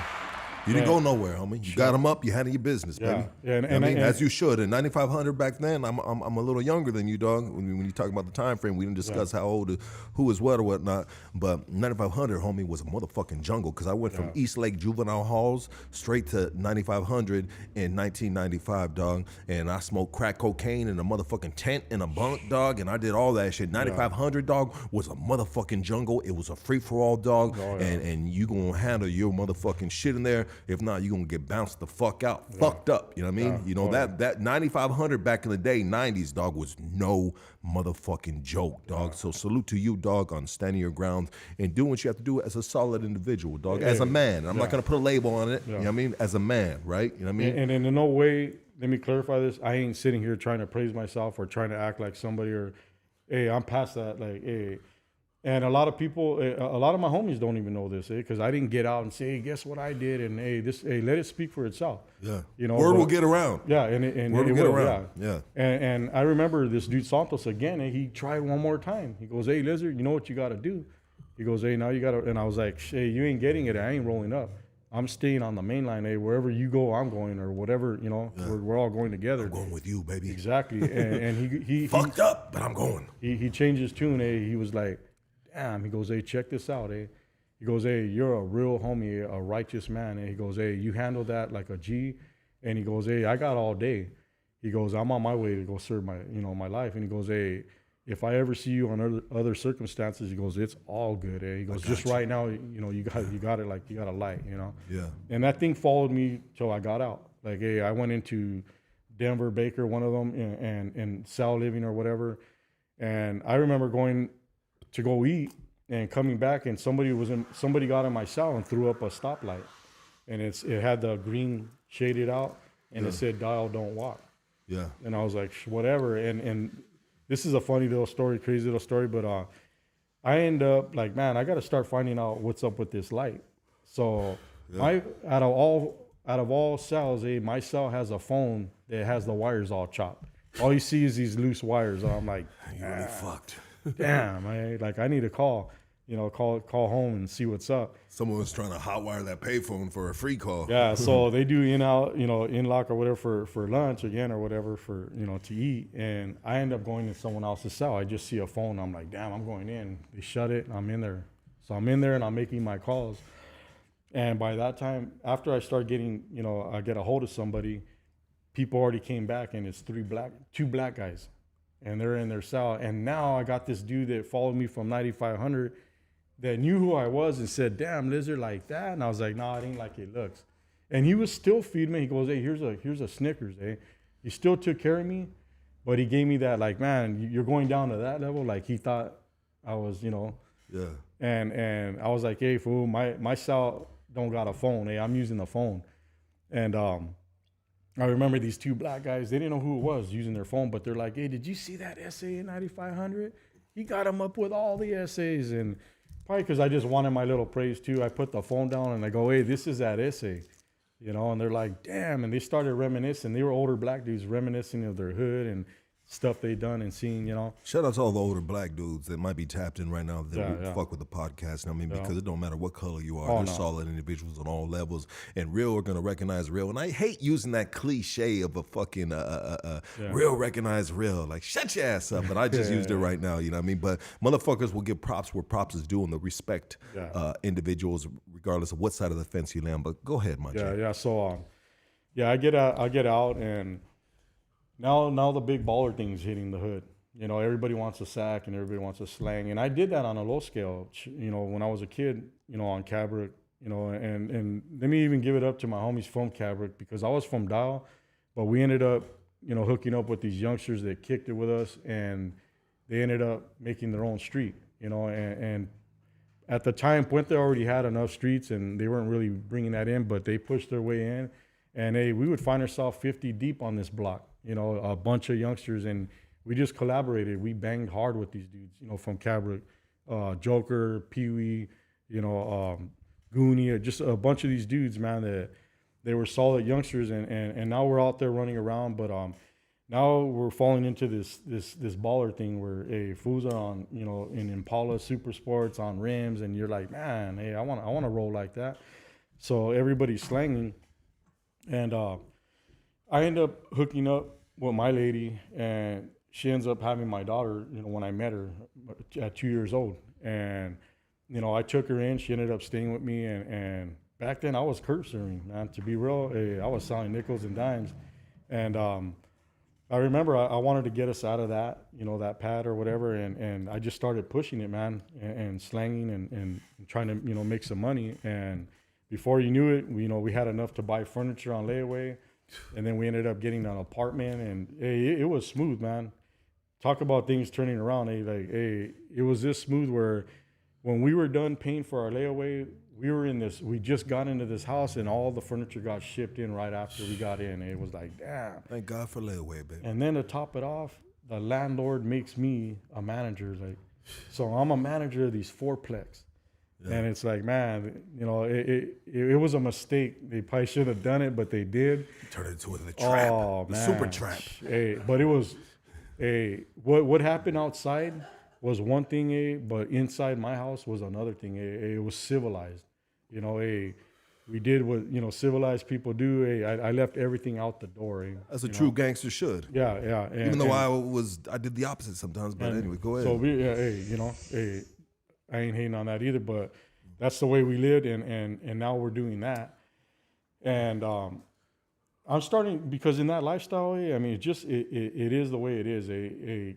Some of us are slow to mature. You want to be 21 forever, bro. I didn't younger. I didn't mature till my late 30s, bro. Yeah, Straight so you know up, what bro. I'm saying, and I started to see things, and I didn't tell nobody, but I started to have a change of mind, man. Like, man, this whole game in itself, I started to see it for what it was. Now I'm seeing homies that I respected, on a 10-speed, busted and disgusted, and I'm like, damn, is that what I got to look forward to? Busted and disgusted. Yeah, so I'm like, but I ain't telling nobody, And this one dude would come around, this guy James, and I hope I said his name right, but he knows who he is, and he, for some reason, just felt the need when he was coming and picking up for me, just some weed or whatever. He wasn't a tweaker, but he would come and pick some bud up, and he would ask, hey, you want a job? And I'd be like, come on, man, I make more than your superintendent. I was arrogant, nah, hell no. I'm making bank right now. I would have 10 G's in my pocket, a pound of crystal meth that was worth 10 G's, and didn't owe anybody for it. It was like, nah, I'm cool, And then as time went on, with these feelings, festering, and I'm like, man, this dude hits me up again, and it was just the right time. Hey, you want a job? And I'm like, why does he keep asking me? And I go, you know what? I'll take you up on that job. And sure enough, man, he goes, well, before you say yeah, he goes, hey, you're going to be picking up trash for construction workers. And I go, I don't care. I'll give it a shot. And I'm slanging. Hey, back then, you ask my kids, hey, where you want to eat? And at a young age, all of them, Benihana's, Red Lobster, it was the norm. That's how we were doing it. And I didn't have the vehicles and I like to floss jewelry. I wore the, double finger rings and rope and all that, but I didn't get the car on the rims and the boat and go to, Havasu like all the homies were doing. Like you had the car on your neck. Exactly. Yeah, like that. But, so the expectations were high. Absolutely. I had these addicts that they wanted to get high. I had my baller connections and people that I dealt with. They wanted to make money moves, and they knew I was making them with them. And my kids, my family, my lady. It was nice to tell my lady, hey, whatever you need financially, it's there. And I had I got a good lady. Thank God to that she didn't take advantage of that or just look at it for money or whatever. Even at that, she would be on a budget. I was like, hey, she didn't have to.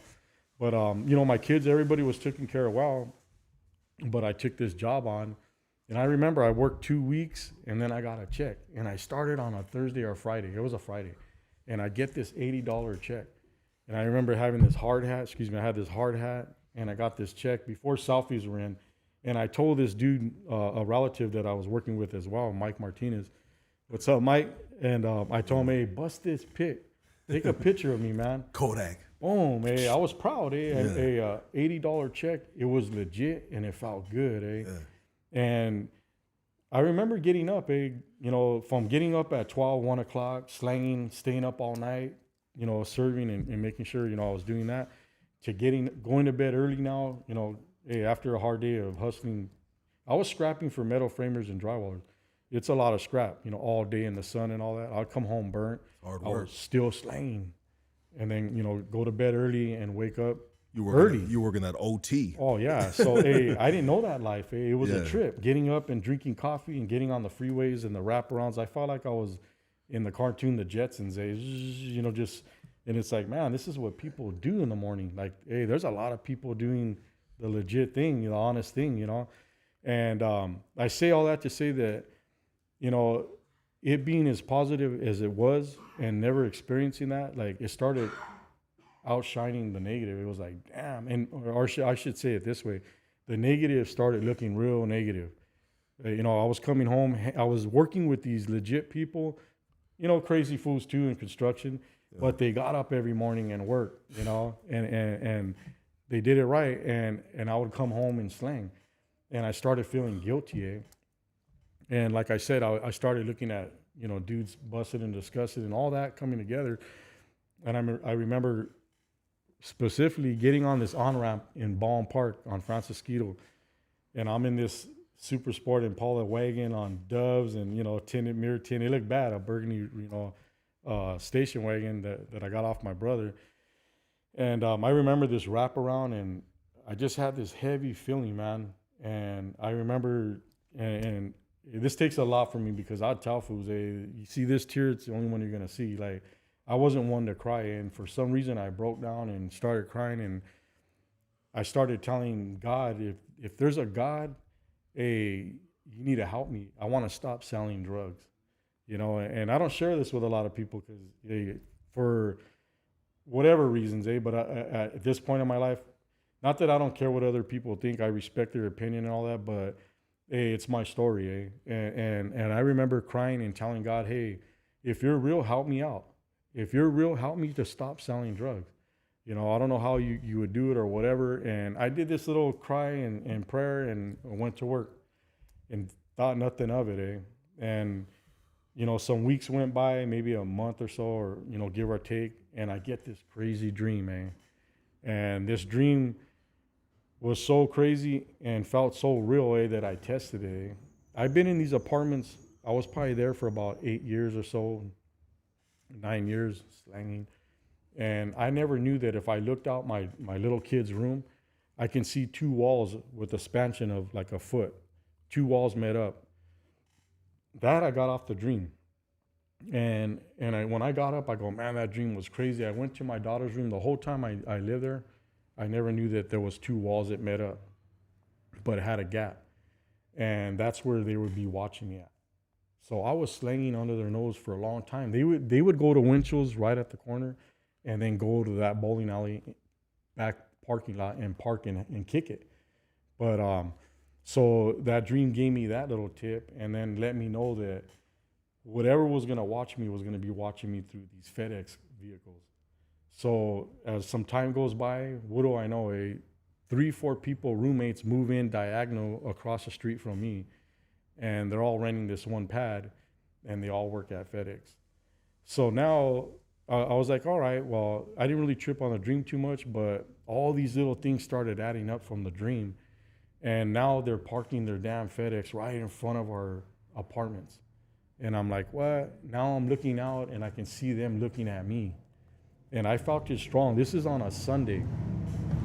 I'm telling my lady, my wife, and my sister-in-law Bernadette. I'm like, hey, look, I had this crazy dream. This is on a Sunday. I go, hey, they were watching me. They're coming in SWAT, and they're gonna come, and raid the pad. I feel it real strong. So this is Sunday. I'm getting a pound of dope out of my pad. I got. A Tech 9, AK, all these guns, money. I'm calling people, making sure we're straight, just emptying my pad, and this is on a Sunday, and I go to construction Monday. I go back to work.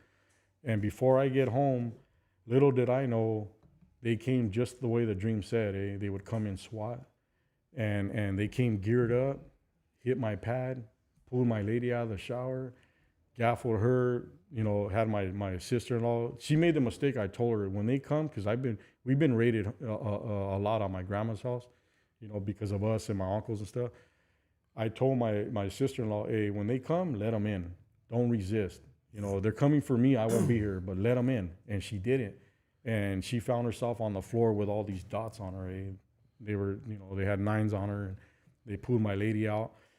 They had them posted up from maybe like 7, 8 in the morning till like the afternoon, late afternoon. And now it's already after 2, 3. And they let her finally leave the house. My sister-in-law, they let her go pick up my kids because they were in kindergarten or whatever. And she walked all the way to the school. She was smart enough to get on the school phone and call me. And she's like, hey, Paul, what you warned us about, that dream you had, she goes, hey, they came and they raided the pad today. They have Rita pinned up at the pad. And I was like, damn. I took everything out of the pad but a 9mm Glock. And I had it in a crock pot above the stove. And I remember I walked away from it. And something, I remember what I seen when I walked away. It was still sitting up out of the crock pot. So I got it and I flushed it in. And then I walked away. And thank God I did, because they had a dog and all that. And all they ended up finding at my pad was an eighth of train wreck that I had real high on my TV. And they didn't find that gun. And then I had everything out of the pad besides that. I was thinking when she called, I'm going to have to swap myself with my wife. Like if they would let me or take us both in, I can't leave her in there and not go in there and try, you know? So in my head, I'm like, man, I got to go home and go to the station and tell them, hey, that was my gun. I thought they found it. I get home. By that time, they're gone. And my lady's sitting there with the search warrant, and it has Exhibit A, Exhibit B. It's a picture of me. It's a picture of my wife and my brothers, my twin snuff. We're all exhibits on there. You know, it probably goes to A, B, C, D, E or so. And I remember having this thing, and when I was on the phone with my sister-in-law, she's like, man, you're psychic. Like, she tripped out, and I go, damn, yeah, I am. That was a crazy dream. Like, hey, that showed me the future, and it saved me from, I already had a sales. You know, I was going to go back with some pretty good time, especially what I was sitting on. You know, they were going to charge me up, and God is that good, eh? Just my personality, I don't like to be preachy or, you know, push it on anybody. This is my experience and, you know, what I went through. Testimony. Yeah, and God did it in such a way, because I still had questions. All right, well, that's done. How do I disconnect with the higher-ups that I deal with that are connected, that I'm paying to? And, you know, how do I tell them I'm done? And I was right. When I said it, it was like if I understood it, like God saying, you got it right in your hands. So I'm looking at this search warrant with exhibit this and that. So I went and told these, you know, who I was, you know, other people I was working with on a higher up, hey, look, man, I gotta stop. I go, hey, I'm hot, and I showed them the search warrant, and that kind of freed me up. Like, you know, hey, don't let us find out that, you know, you're doing, because, you know, they were getting theirs too. Yeah. And I go, nah, if you hear from somebody, then it ain't real, because I'll come and tell you the day I start up again. But I knew that God took that. And even though me and my family were struggling, and people would say, hey, I'll drop 10 racks on you if you just hook up some deals or whatever, just be a middleman, don't touch nothing. You know, hey, even struggling or not, I never went back to selling drugs, you know.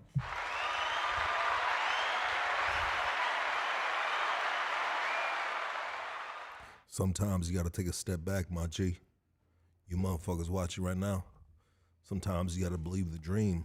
Yeah. Sixth sense. I got a sixth sense too. Mm-hmm. You know, sixth sense, intuition. Yeah. You know what I mean, gut feeling. If your gut is telling you something, don't be stupid and ignore that bitch. Yeah. Straight up. Go Yeah, ahead, true my that. G. So I'm in construction now, and now I'm just in my mind, like, because I got a lot of pride, like, hey, I never want to back down or say I'm done with the game. Or to me, the way it happened for me was just a transition. I never told anybody, hey, I'm done, or none of that. But I'm doing things different. You know, now I got a job. I'm going to trade school. I'm trying to do this construction thing. And you know about that. Yeah. You know, so I'm going to 2361 Carpenters Union School. You know, I got this convertible bug. Well, back then I had this hard shell bug. I had this bug, and you know, I remember taking it this one day to school for my 2 weeks, and I got a low tire. You know, the air's low. So I pull up at the 7-Eleven, and like we do, you scan everything, you know, everything around you. Head on a swivel. Yeah, so I'm looking around, and I see this dude, he's in this Avalanche truck, and he's got a bald head, but he's wearing a conservative, buckle up shirt with some shiny shoes and slacks, like conservative. I go, all right, maybe he's got an office job. I ain't got to worry about it. Minding my business, I'm putting my air, and he's about to pull out, and we both make eye contact. And he looks at me, and I look at him, and he's about to dip down the driveway, and all of a sudden he puts it on reverse. And now he rolls up, and I'm still kneeling down with this compressor and putting air. And he looks at me, and I look at him, and it was like that cliche, gangster recognizes gangster, I see this dude now up front, and he's tatted on his head, and I'm like, oh, man, this dude's, he's a homie. And sure enough, what I expected, where are you from? And at this point, like, hey, at any time, and I don't say this in any way, only because it's true, hey, if you put a strap out and ask me where I'm from, I'm going to tell you, and I'm going to tell you, hey, you pulled it out. You better blast, like, do what you got to do. And I'll call your bluff. That's just the way I was. And I don't say that to brag or nothing, it is what it is. But this dude pulls out a strap. And I remember, man, when I was staring at this barrel, what was like 3 seconds felt like 3 minutes, and it got foggy and my mind was racing. And I just remember, where are you from? And my pride kicked in again. Like, I'm from Puente Dao Boulevard, like I had it just came out. And only because there was no conflict, man, he let me ride. But it did something to me, where on the other hand, I've never experienced that, or didn't trip, didn't care. But I remember driving away, going home saying, damn, I almost got taken out.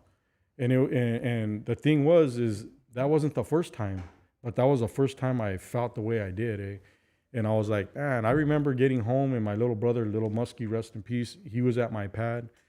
And I told him, hey, man, and he got embarrassed because he had a good friend of ours there that looked up to us for being homies and kicked it with our homies, but he wasn't officially from the hood. And I remember telling him, hey, fool, from this point on, if someone heads me up, I ain't playing that.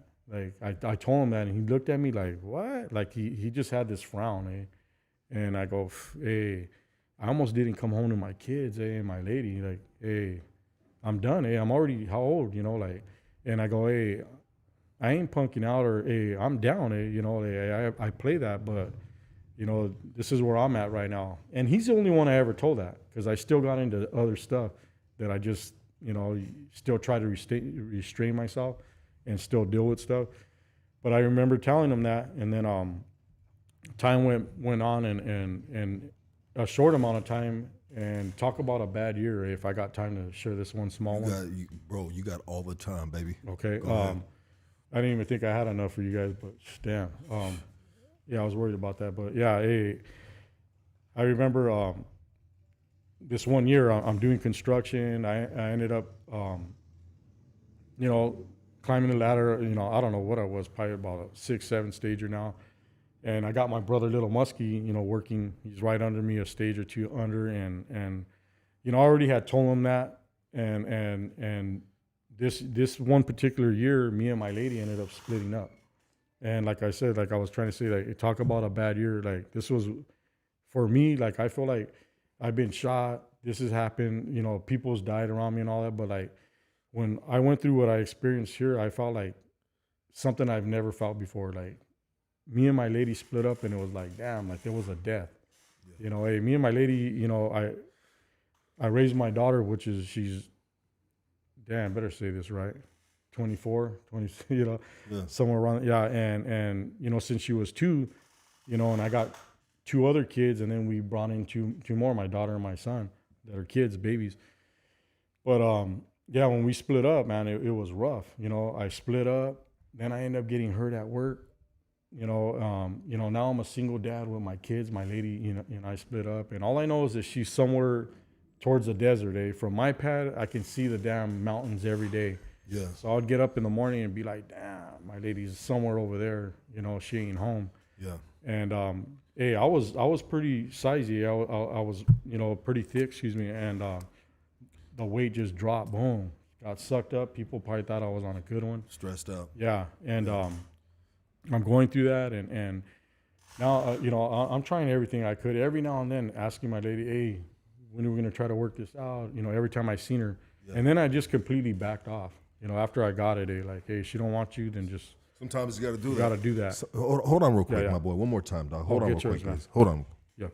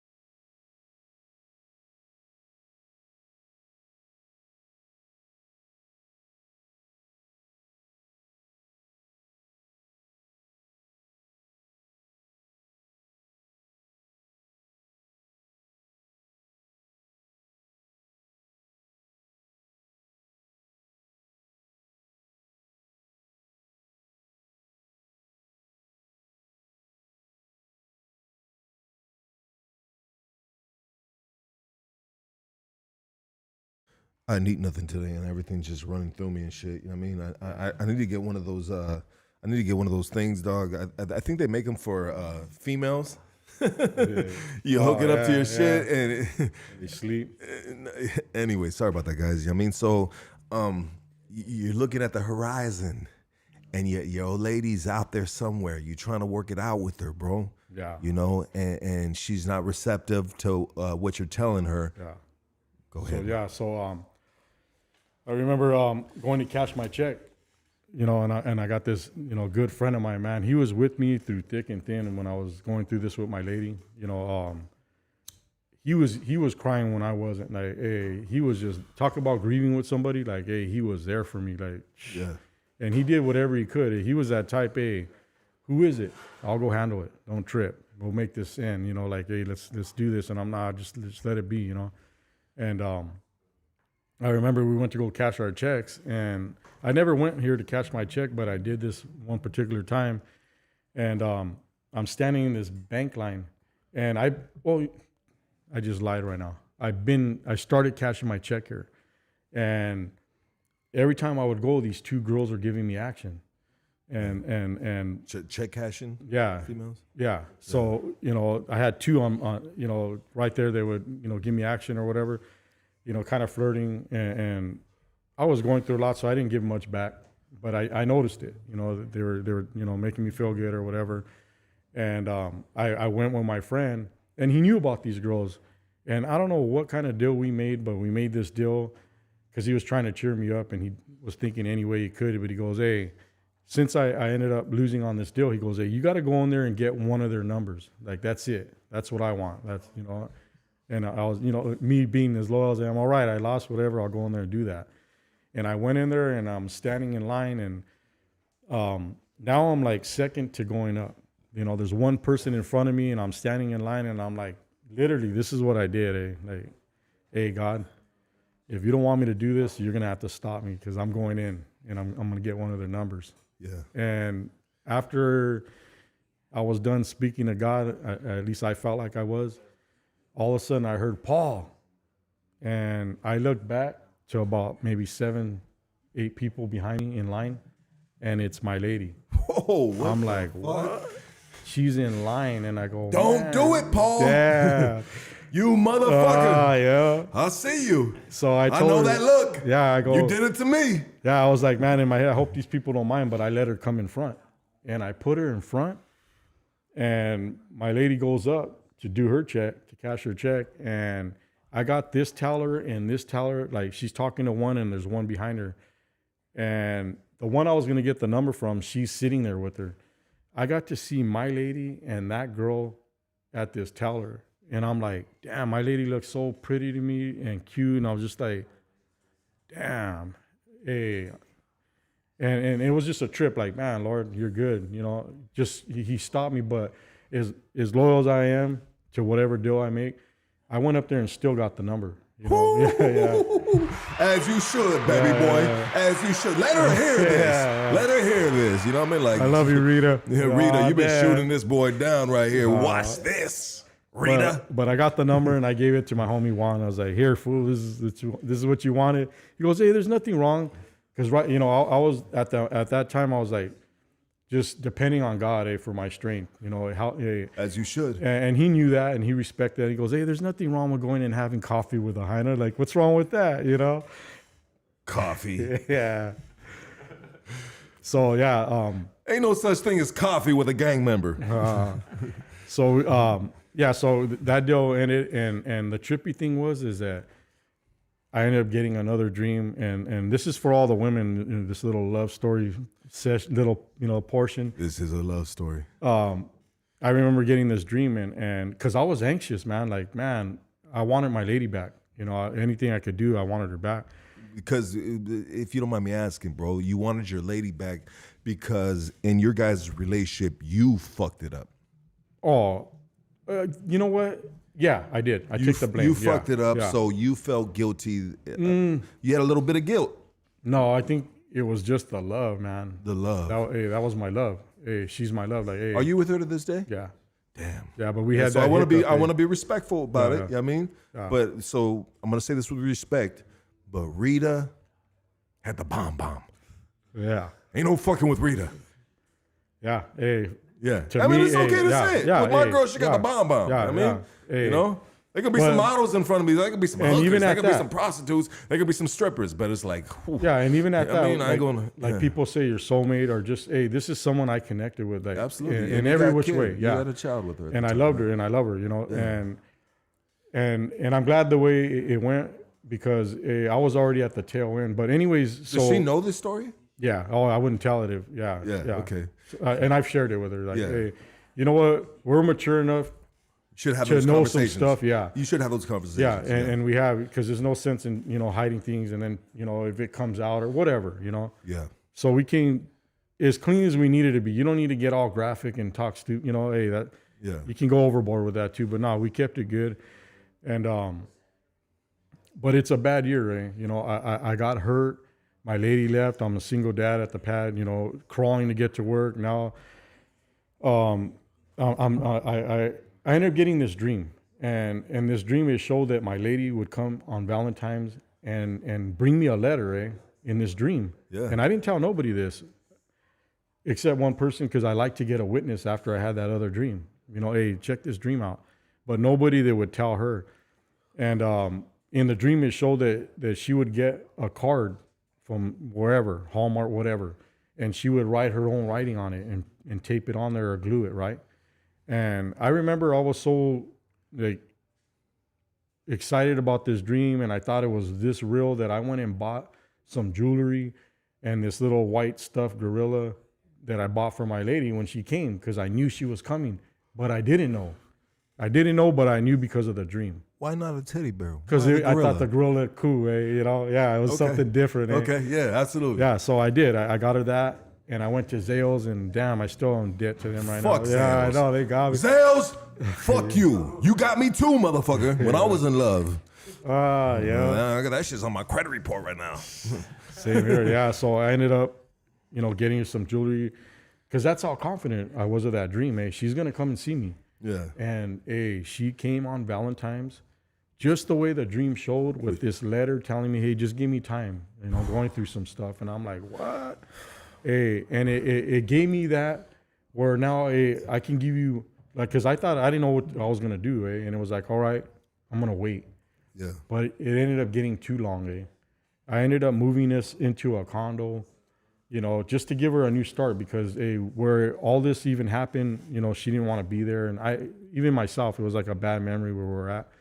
So I ended up getting us this condo, a nice little condo, moved her in, and we ended up being like roommates. And it was like, man, this ain't working out, and I remember being pissed, with my situation. Like, I moved her in, we still ain't, together. And it's like, she's sleeping with my older daughter in her room. And it was just like, It's a violation. Yeah, I didn't like it. It's a violation. You know? I don't like hearing this story right now, though. And you gonna eat my food? You gonna sleep in the next room? You gonna and don't get me wrong, my lady's independent. Like, hey, she Okay. got a job, and Okay. yeah, she handles hers. My bad, Rita. No, yeah, but No disrespect. so that's where I'm at, and I remember my daughter, you know, meaning no harm or none of that. Like, hey, Dad, you should go hang out with your friends. You know, Mom goes and does her thing, like not knowing, you know, too much, but you know, there's nothing wrong with you hanging out with your friends. You're always with us, because my thing was, you know, on the weekend I'll stay with my daughters, watch a movie, be home. I wanted to attend them too, because I knew they were going through something as well.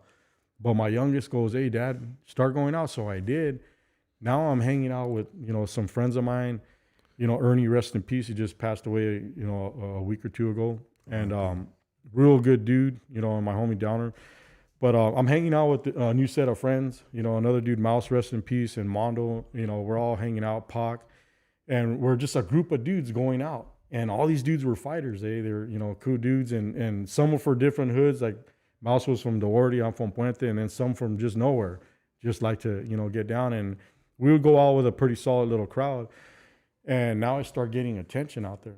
And, you know, girls start noticing me. And I'm like one of those women that got abandoned and, you know, went, you know, got left, you know, with the kids. And, you know, what women go through, I was going through that. So, my self-esteem was low, you know. Yeah. But now I'm getting addressed by girls and, you know, flirting in the way they flirted or whatever. And it started feeling good. Yeah. And now I start talking to women. You know, and literally keeping it respectful, you know, going out on a date or hanging out, just, and then I realized, man, all these few women that I've, you know, talked to, they all want the same thing. Everything that I was lacking in a husband, not doing for my lady, simple things, just wanting your time, or, you know, if I could, you know, not just, you know, a sex toy or whatever. They want that quality time. You know, they all had the same complaint as what I'm getting at. Yeah. And it was like, man, she ain't wrong for the things that she was complaining about, you know, because sometimes we could tend to do that, just, you know, make them feel that way and not even know it. But anyways, so, you know, I was at the tail end and I was still in this dark place, and then now it's my birthday, mine and my twins' birthday. And I took this long walk by myself on my birthday. It was like, man, this ain't a good year. I got hurt. I'm off work. I'm single. I got, you know, brokenhearted, all that. And my brother comes. And, well, before I took that walk, I talked to him a day or two before, and he's telling me, hey, I need some Fed, you know, to pay this car payment. And I go, hey, you make good money. Just make it work, because he's working construction. Yeah. But he ends up telling me, hey, this fool owes me some Fed, you know. And he had a strap, my brother, and he's like, hey, I want to go back and get paid. It's disrespectful. This dude's lagging it. Yeah. You know, he needs to pay up, job or not. It's the principle. Exactly. Yeah. And I was trying to be, you know, bigger brother, trying to do things better. Hey, you don't need to do that. Just let it go. It's dirty money, whatever. But anyways, it's my birthday, and he decides to go. And he goes back to the hood, and he goes to get that money. And he knocks at the door. He's strapped. And from my understanding, they told me, hey, come in. We got your Fed. I got somebody sick in the pad, keep it down. And he ends up going in, and he let his guard down. You know, he kind of put his strap away from what I heard. And he went in, they go, hey, go in that room, we'll take you your Fed. And when he went in, he opened the door, shut the door. 2 dudes are waiting with 9s. They ended up being some of our enemies, and they took him out. They shot him point blank. Your brother? My brother, Little Mus, yeah. He's a year under me and my twin. And he was from our hood and all that. And they ended up taking him out. And you know, that was mine and my twin's birthday, you know, and it was just a real bad year, you know. Sorry to hear that. Yeah, thanks, man. Yeah.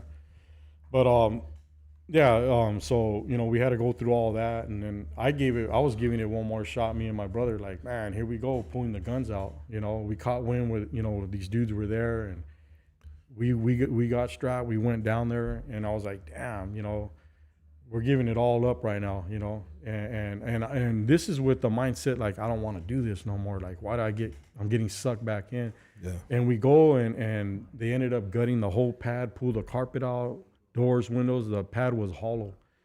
We missed them by an hour. I guess they were in the transition of moving, and someone said, hey, they're all there. But by the time we got there was just trash all in the front, and they were gone. You know, so, you know, that happened, and you know, we went things went on. You know, we had to get through all that, and yeah. So I share these kind of stories, you know, and I this is only like where I'm at here. I feel like there's more freedom to just be a little more raw. You know, you can't tell kids everything. You know, yeah, exactly. That's what I love about this platform. You know, it's, keep it real. Bro, you've been, wow. Yeah. I mean, you have been through the ringer in life, and somehow, some way, you've been able to dodge these bullets, dog. Yeah. They've been all around you, but you've had front row seats to all this shit, dog. Yeah.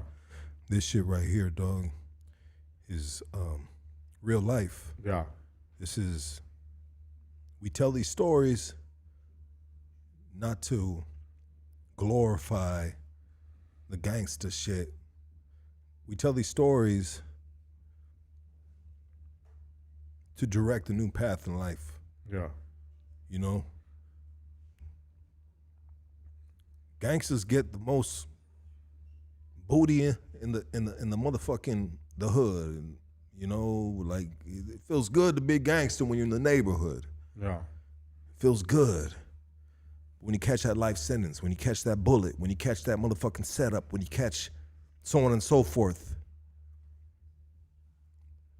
Snap of the fingers. Shit is gone. Life is gone. And life is precious. And we need to appreciate life that God gave us, if you believe in God or not. Whoever you believe in, we need to, every single fucking day. I want to put this message out real quick. Every single fucking day, be the best person that you can be. Be the person that you want people to be to you. It took me a long time to figure that shit out because I was, back to what I was saying, asshole, I think I'm funny, so on and so forth, right? The list, the lucky list. That shit's only fucking fun and cool for so long until life gets fucking real, bro. And life has been real for you, bro. Yeah. You've had a front row seat to the good and the absolute worst of being a gang member. And this gives you the credentials to do what you're doing. We talked about passions and callings. Your passion once upon a time ago was being from the neighborhood. Oh, yeah. Your calling now is to tell these stories and redirect this traffic. Now, there's a lot of boys that are still in the business and handling their shit in the neighborhood that are watching this right now. You do what you do, dog. Because we all have a path that's written and set out for us. I had to redirect my shit.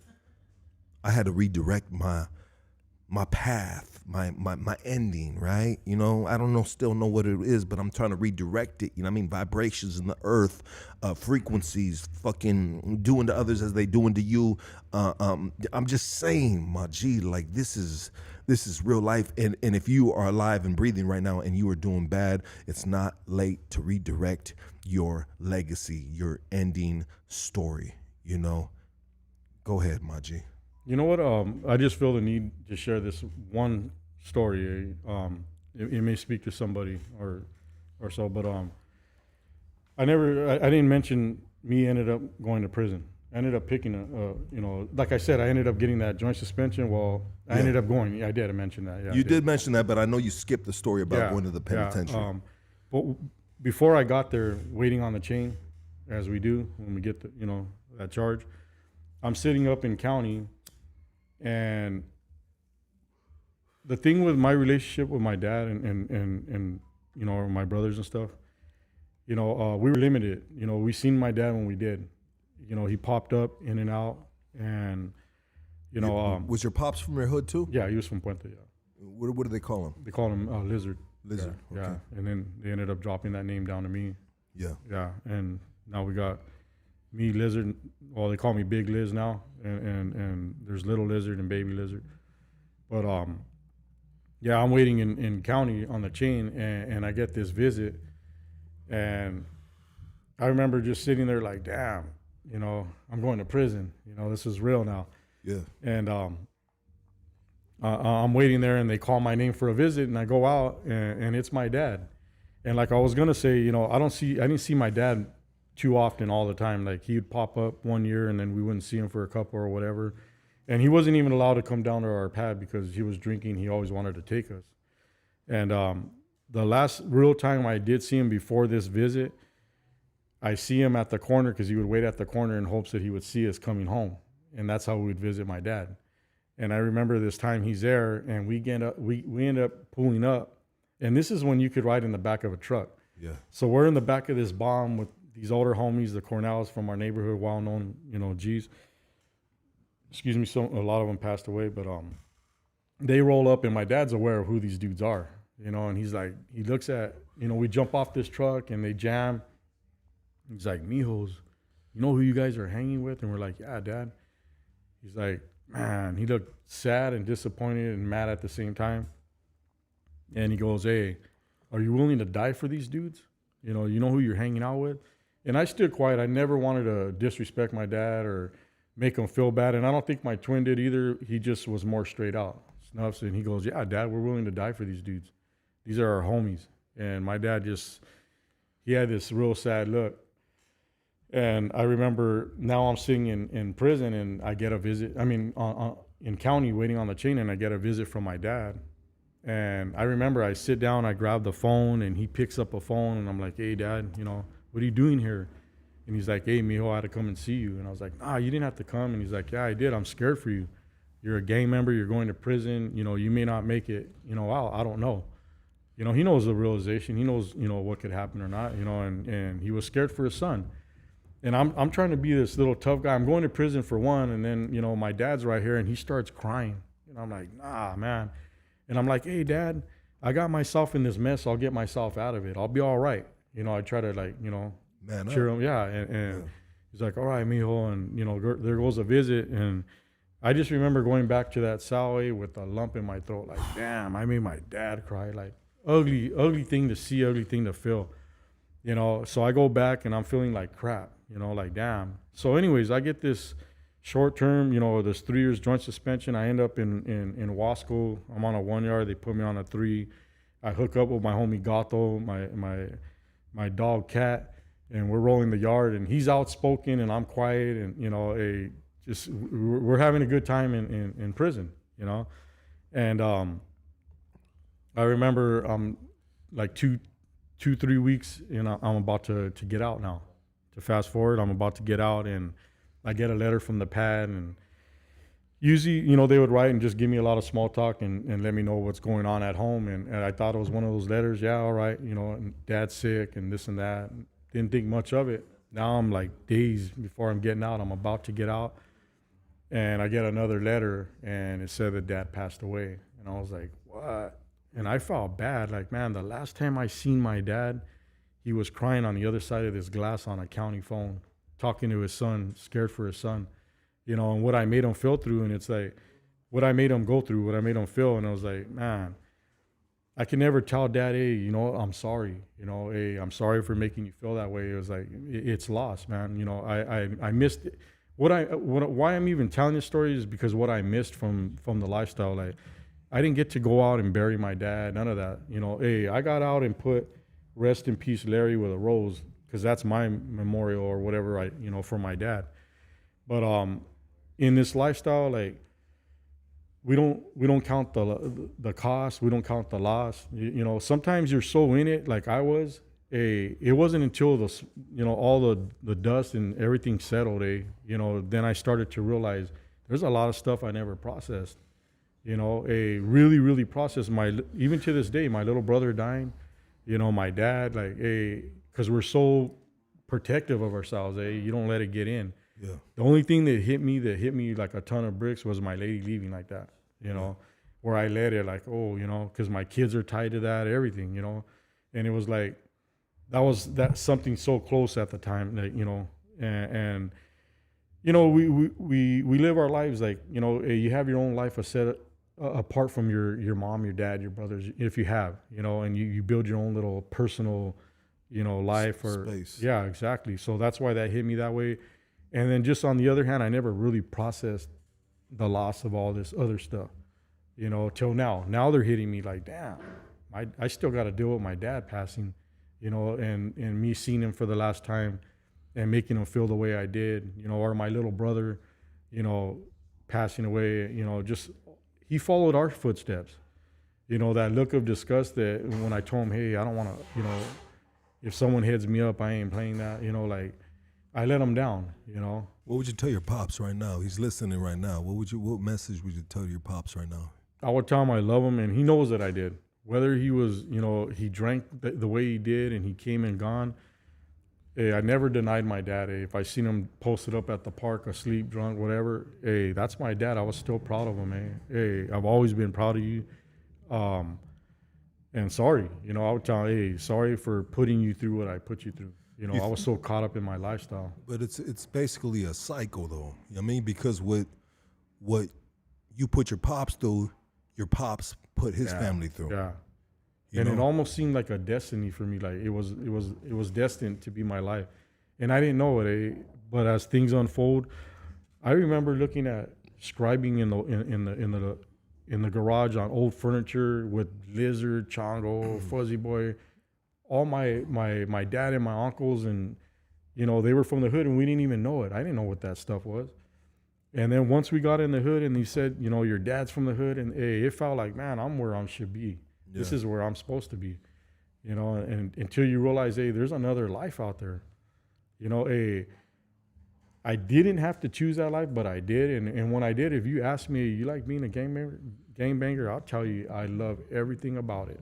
Yeah, I loved it at some point for a long time. It's an addiction, dog. It's an addiction, yeah. dog. I mean, people say the drugs is addiction, but my biggest addiction was the fucking lifestyle. It was the street. Same it was here. the camaraderie. It was being accepted.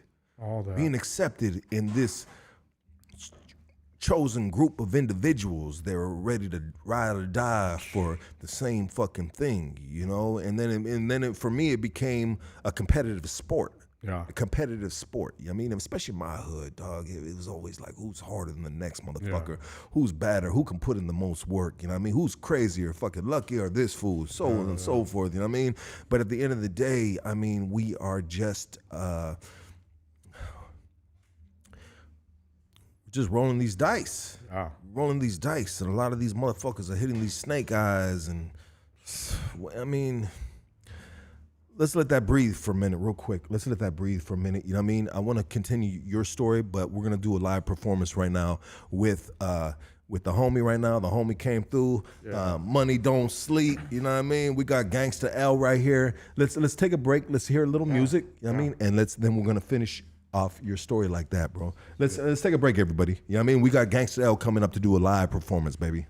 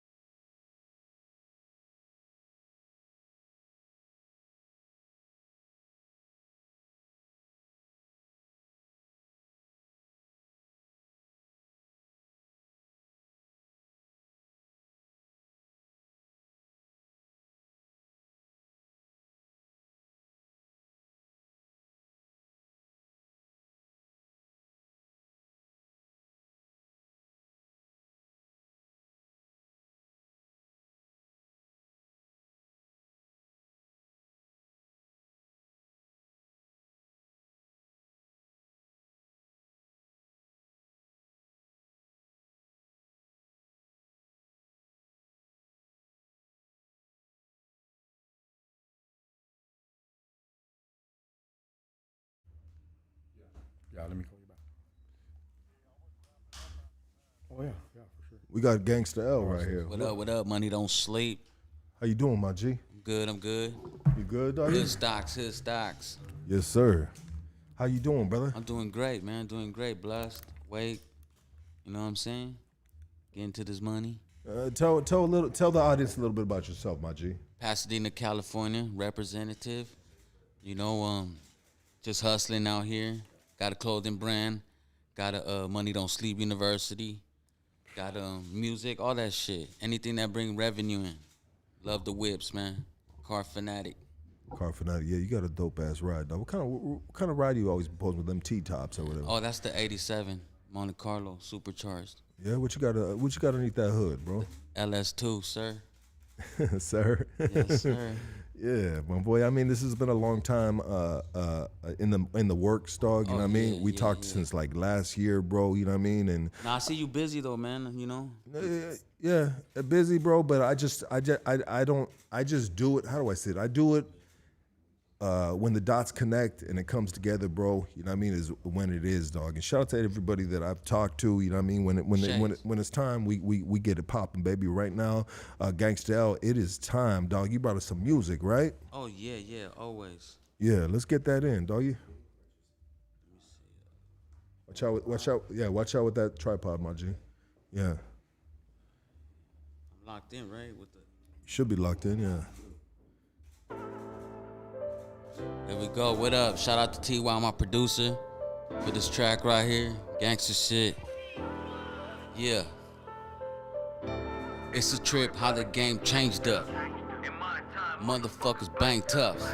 Drug dealers became famous. Stay with the stainless. Rats glorified, don't understand why. Grew up in the 90s where youngsters died. Pistol smoke, smell it in the air. Gunfire burst, give a wrong stare. Color signify, section in your city. Used to make 100 off a little 50. Got me turf, flip my product. Chances I took to make $10. Bandana hanging out the back pocket. 2 bullets in the clip, still gonna cock it. Stay on offensive, give enemies pressure. Mom seen the triple beam sitting on the dresser. She knew I was a hustler, knew I'm the killer. Only God knows I'm a stone cold killer. Last of a dying breed, say less. Rats dropping dime, only thing I stress. It's a trip how the game changed up. In my time, motherfuckers bang tough. Drug dealers became famous. Gangsters stay with the stainless. It's a trip how the game changed up. In my time, motherfuckers bang tough. Drug dealers became famous. Gangsters stay with the stainless. Operation Rosebud, federal indictments. Money is an excitement. High, it's breathtaking. DA gives cheese, the rat's gonna take it. Myth, something of a rumor. In these times, it's a cancerous tumor. Epidemic spreading, everyone's telling. Line them all up, hit them with the Mac 11. Cooperation with the law, it's a no-no. Rats get dealt at the hands of a fofo. Can't trust anyone nowadays. Fools switch up and act sideways. Hit the highway, blowing big weed. Friends become enemies over little greed. Shit is pathetic, never gonna get it. Keep it 113 without no edit. It's a trip, how the game changed up. In my time, motherfuckers bang tough. Drug dealers became famous. Gangsters stay with the stainless. It's a trip, how the game changed up. In my time, motherfuckers bang tough. Drug dealers became famous. Gangsters stay with the stainless. Shout out Baldacci from Florence on the remix. Shout out to Conejo Harpies on the remix. Check it out on YouTube. Straight movie. Next song, let's go. Yeah. Let me see this song right here. Let me see. This song was produced by the homie Silent J. You know, it's my little brother's little homie and shit. He shot me some tracks and he's all like, listen to this. So here we go. It's about just coming up, man, taking your shot. It's positive music.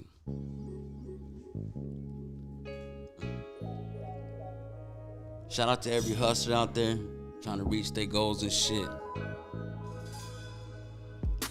Some say I hustle, my reply is I'm living. No rich parents, so I had to go get it. Beat it Cortez, socks coming out the sides.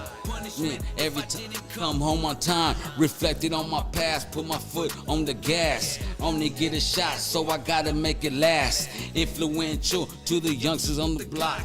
Motivate the hustlers pushing on the block. Those caught in the struggle. You'll figure out the hustle. Stay far away from negative temptation. Realize there's no time to be wasted. Eliminate anything not bringing revenue. This is only you. It's your bank account, even if you gotta go. Make the triple beam bounce. One chance to take flight. When you take flight, you gotta do it right. Goals, gotta keep them in sight. It's a bumpy road, better hold on tight. One chance to take flight. When you take flight, you gotta do it right. Goals, gotta keep them in sight. It's a bumpy road, better hold on tight. Lost close friends from lack of support. From the wrong woman, you're coming up short. Everyone around you gotta be in sync. Chance of a lifetime, pass if you blink. True hustler, always stay committed to an end, never abort mission. Trust my intuition, feel it in your stomach. When you feeling money, you know the Fed's coming. Vision's too big to stay a drug dealer. Good life, stone cold killers. Morals, dealing with the street life. On Kush, just to get right. My time addressing no haters. Success consists of failure. Anything blessed with the anything with the struggle. One chance to take flight. When you take flight, you gotta do it right. Goals, gotta keep them in sight. It's a bumpy road, better hold on tight. One chance to take flight. When you take flight, you gotta do it right. Goals, gotta keep them in sight. It's a bumpy road, better hold on tight. Stay focused, man. Stay committed to the hustle. You know what I'm saying? Stick to your goals, man. Manifest anything you want to manifest. That's right. Shout out to Hood Stocks. The homie Lucky. Thank you for the invite. Remember that. Absolutely, dog. They can't fuck with Yeah. One time. Let's go. You gotta stay down to come up. You know what I'm saying? You gotta stay with your dreams. Never detour. Yeah. Shout out to Rich Face on the hook. Oh shit. My bad. Let's run that back one time. I must have hit the wrong button or some shit. I apologize.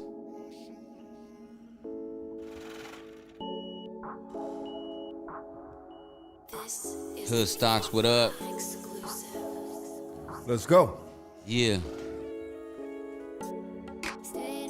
Shout out to Rich Face on the hook. Stay down. Stay down.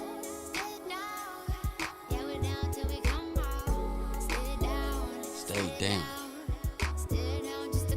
Become successful, fools start despising. I'm just making moves, keep strategizing. Stock keep rising, span my horizon. Stuck in the game, freedom jeopardizing. Made a transition. No more flipping birds, cooking dope in the kitchen. I really did that. I really sold work. I really did anything to keep from going broke. Yeah, I got haters, but more people love me. Your bitch wanna do way more than just hug me. She love my hustle, plus my intelligence. Hear it, but the pussy, I'm selling it. For real, no misconception. Got your main bitch headed in the right direction. Revenue retrieving, sundown to sun up. You just stay down for the come up. Yeah, shout out to TY for the production. Shout out to all the homies out there, all the righteous homies.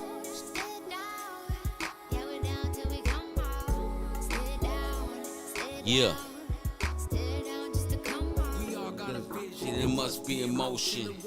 Easy is gonna be broken. Separate yourself from fools that's hopeless. Usually it's the same people you smoke with. Emotions when you winning. I thought jealousy is a trait for women.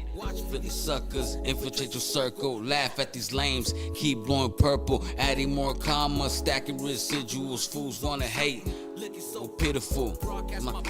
Never my failures. Motivation for these haters. Strong things to a giant. Get on my feet without even trying. Revenue smash up. Nothing could overcome a hustler's passion. Stay down, stay down. Stay down for the come up. Stay down, stay down. Yeah. Once again, I appreciate the invite from Hood Stocks. Absolutely, Always, dog. man. Yeah. Make sure y'all follow Lucky, subscribe. You know what I'm saying? Some donations is highly appreciated. You know, he got a dope little team behind the scenes. Absolutely, bro. Well, I appreciate you coming through, dog, and doing what you're doing, shit, dog. Shoot all your plugs, dog. Let everybody know where they can find you, bro. And you know what I mean? What you got going on? You know what I mean? Shit, let me see. At Money Don't Sleep _boss. At Money Don't Sleep _brand. My website www.moneydon'tsleepbrand.com. Make sure you slide in my DMs to see what's up with my Money Don't Sleep University. You know, I'm a pretty successful person off my clothing brand, and my Money Don't Sleep University is to teach all these up and coming entrepreneurs how to invest in your brand. You know, how to make money while you're sleeping. That's the key. You know what I'm saying? I'll teach you the game. I'll teach you how to LLC, all that shit. And, you know, I'll take you to the right plugs where you're going to get the best fucking prices for your merchandise, man. That's what I'm doing right now, man. So everybody follow me, Money Don't Sleep University in full effect. Hit me up and, you know, make this shit pop. There it is right there. Money Don't Sleep. Everybody give it up for Gangsta L. What up, what up? All right. Live performances, baby. Happen right here, you know what I mean? Everybody give it up for Gangsta L, you know what I mean? He came through and did his fucking thing and shit, you know? Oh, right on, man. Yeah, Thanks. absolutely, bro.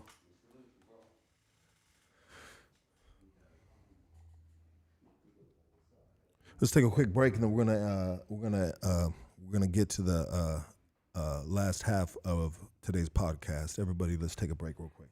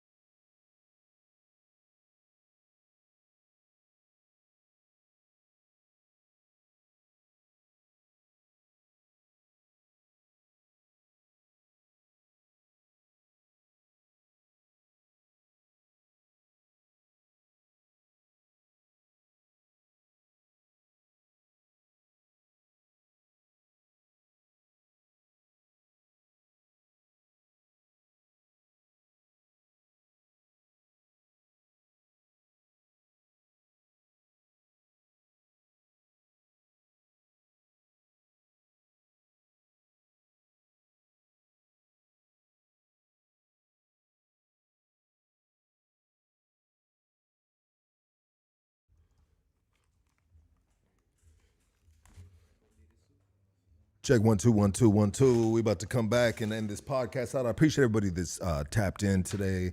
Everybody that's commenting. You know, we're doing it on a Monday, baby. You know, Monday, and we getting this shit in. You know, we getting this shit in. Everybody. I see you. I see the comments. What we got right there? We got a Big Brother break here.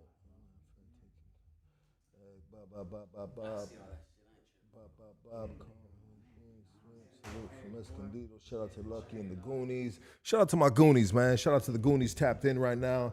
Love, respect, dog. I got a tea that I'm gonna be dropping real soon, and this is for you guys. You know what I mean? You guys are gonna love this tea from my Goonies. You know what I mean? You guys are gonna love this tea I'm about to drop. I should be getting it this weekend. It's gonna be at www.50racks.com.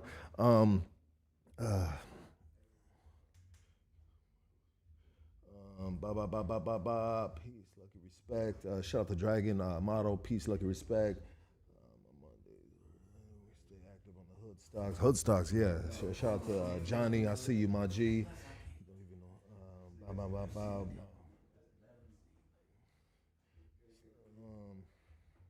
Love and respect everybody that's tapping in. Everybody has their opinions about this and that, you know what I mean? And I'm just gonna leave it at that, you know what I mean? You know, we are here to put individuals on, to flex their craft. We are here to put people on, to tell their story. And I'm gonna leave it right there because it's all respect to everybody that comes through here to Hood Stocks. You know what I mean? So we got the homie. He's taking a leak right now, and we're gonna end this off right now. Goon Squad, what up? I see that. Love, respect. Yeah. Here we go.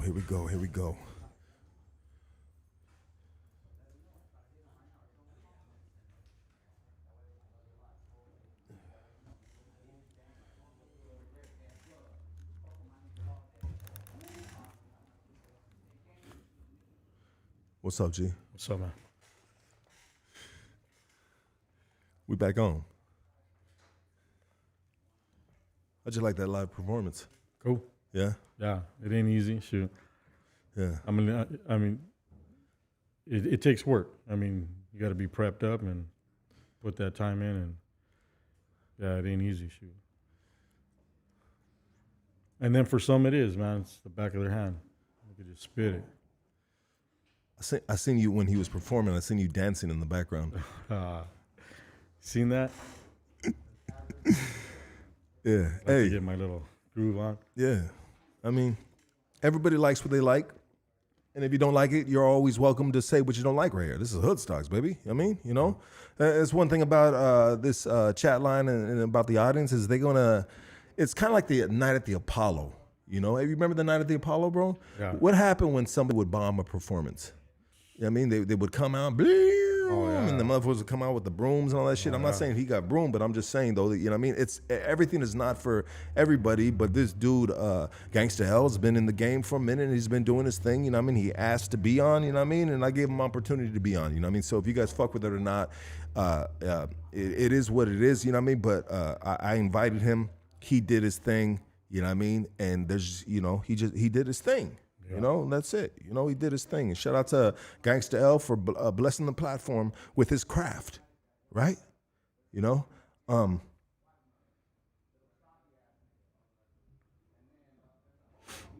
Whatever, something wrong? You sure? We got a problem? Okay. Okay.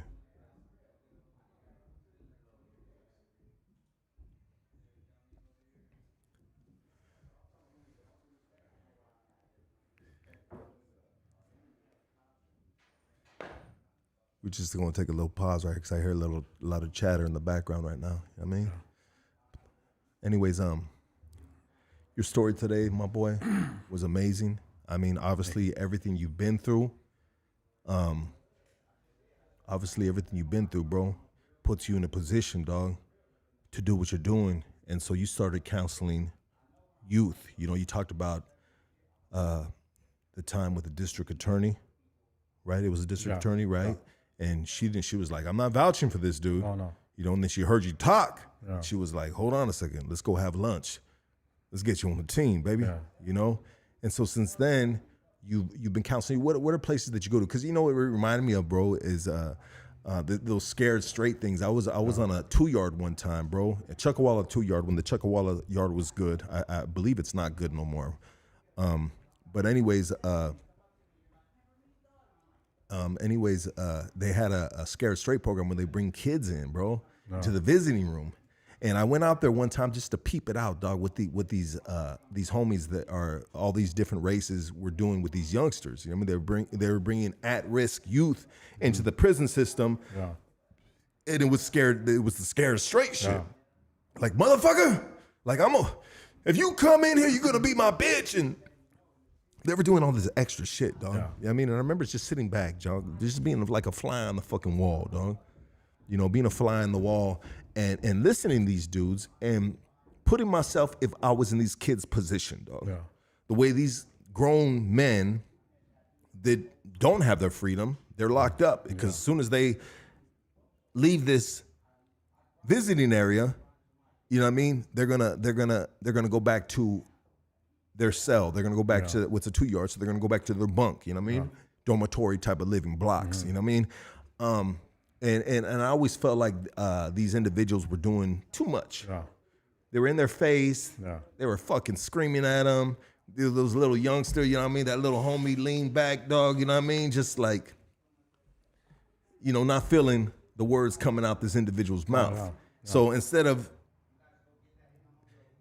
of like doing a fucking a good deed, they were actually doing the reverse. Yeah. You know, and there's different ways to approaching these at-risk youth, right? You know, and probably yelling at them is not a good way for them to be receptive You towards lost them already, a message. Yeah, you lost them. You got them in their feelings, bro. Yeah. You got them in their feelings. Yeah. You know? And I've been around a lot of speakers and been on platforms with different speakers, and I think a lot of them will go first because I learned a lot of what not to do. Like, I seen how it worked and what didn't. And I have my own style. Like, every speaker has their own style, and not that I sit here and try to make so much a certain way of speaking or whatever. It's just the way I bring it. And it's been welcomed, and there's been effects and good feedback, even from the kids. Like, hey, they respect it. You know, I let them know, like, I'm not up here because I'm a snitch, a rat, a dropout. Hey, I got a good name in my hood. I can pick up where I left off. You know, hey, I move different. You know, I'm older. I do things different. You know, I got responsibility where I didn't have before. You know, my time's occupied. Life lessons, you learn from them. And I learned a lot of lessons. A lot of us don't learn from them life lessons that are getting thrown at us like brick walls sometimes that you're not going to get through. Yeah. And you are one of the ones that learn from them. Yeah. And instead of just fucking digging yourself deeper in a fucking hole along with everybody else, bro, you found a way to dig yourself out of it and turn this negative into a positive and shit. You know what I mean? What is a way that you how would you address them? Like, how would you address an at youth? You know, someone that's just going down the wrong road. I hate to use at-risk youth. You know what I mean? Because all youth is at risk to some degree, right? You know what I mean? But like, what is a tactic that you use when you're talking to somebody and hey, bro, tell them fools to chill out down there, dog. I hear that shit leaking through this fucking shit right here, dog. Yeah, I hear that shit leaking through right here, dog. Loud as fuck, dog. Yeah. One way. Well, let me tell you, I was at a speaking engagement, and it was these probably these junior high or right before junior high.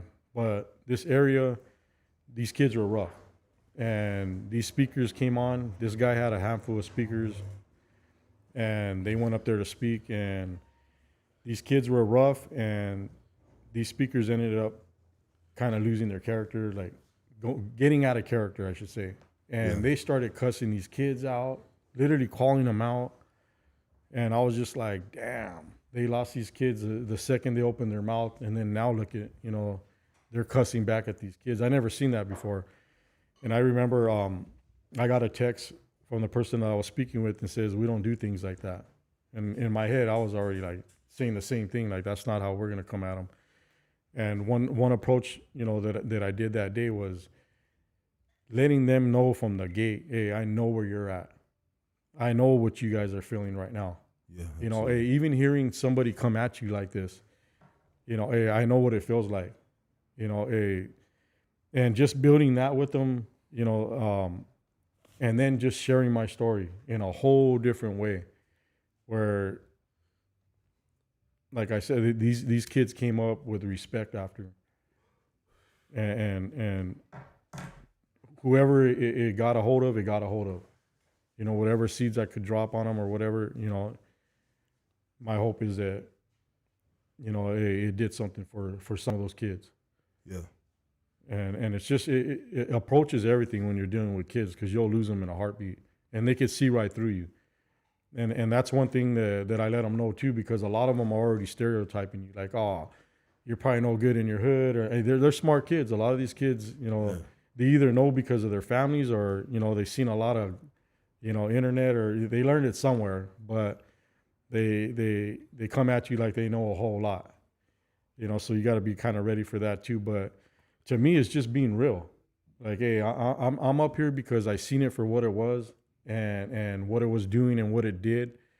And I'm not here to tell you what to do. It's a choice. And I'm not trying to scare you. I always make that approach and emphasize, hey, this ain't a scared straight tactic. You know, I ain't coming at you like that, you guys like that. I just, you know, hey, I'm sharing my story with you guys. And it's up to you guys to decide whatever it is, whatever road you want to go. But I can relate, like, hey, it all looked good to me too. It looked real good, and I loved it at one time. And it's hard even to look away from it, like, man, because it was real for me.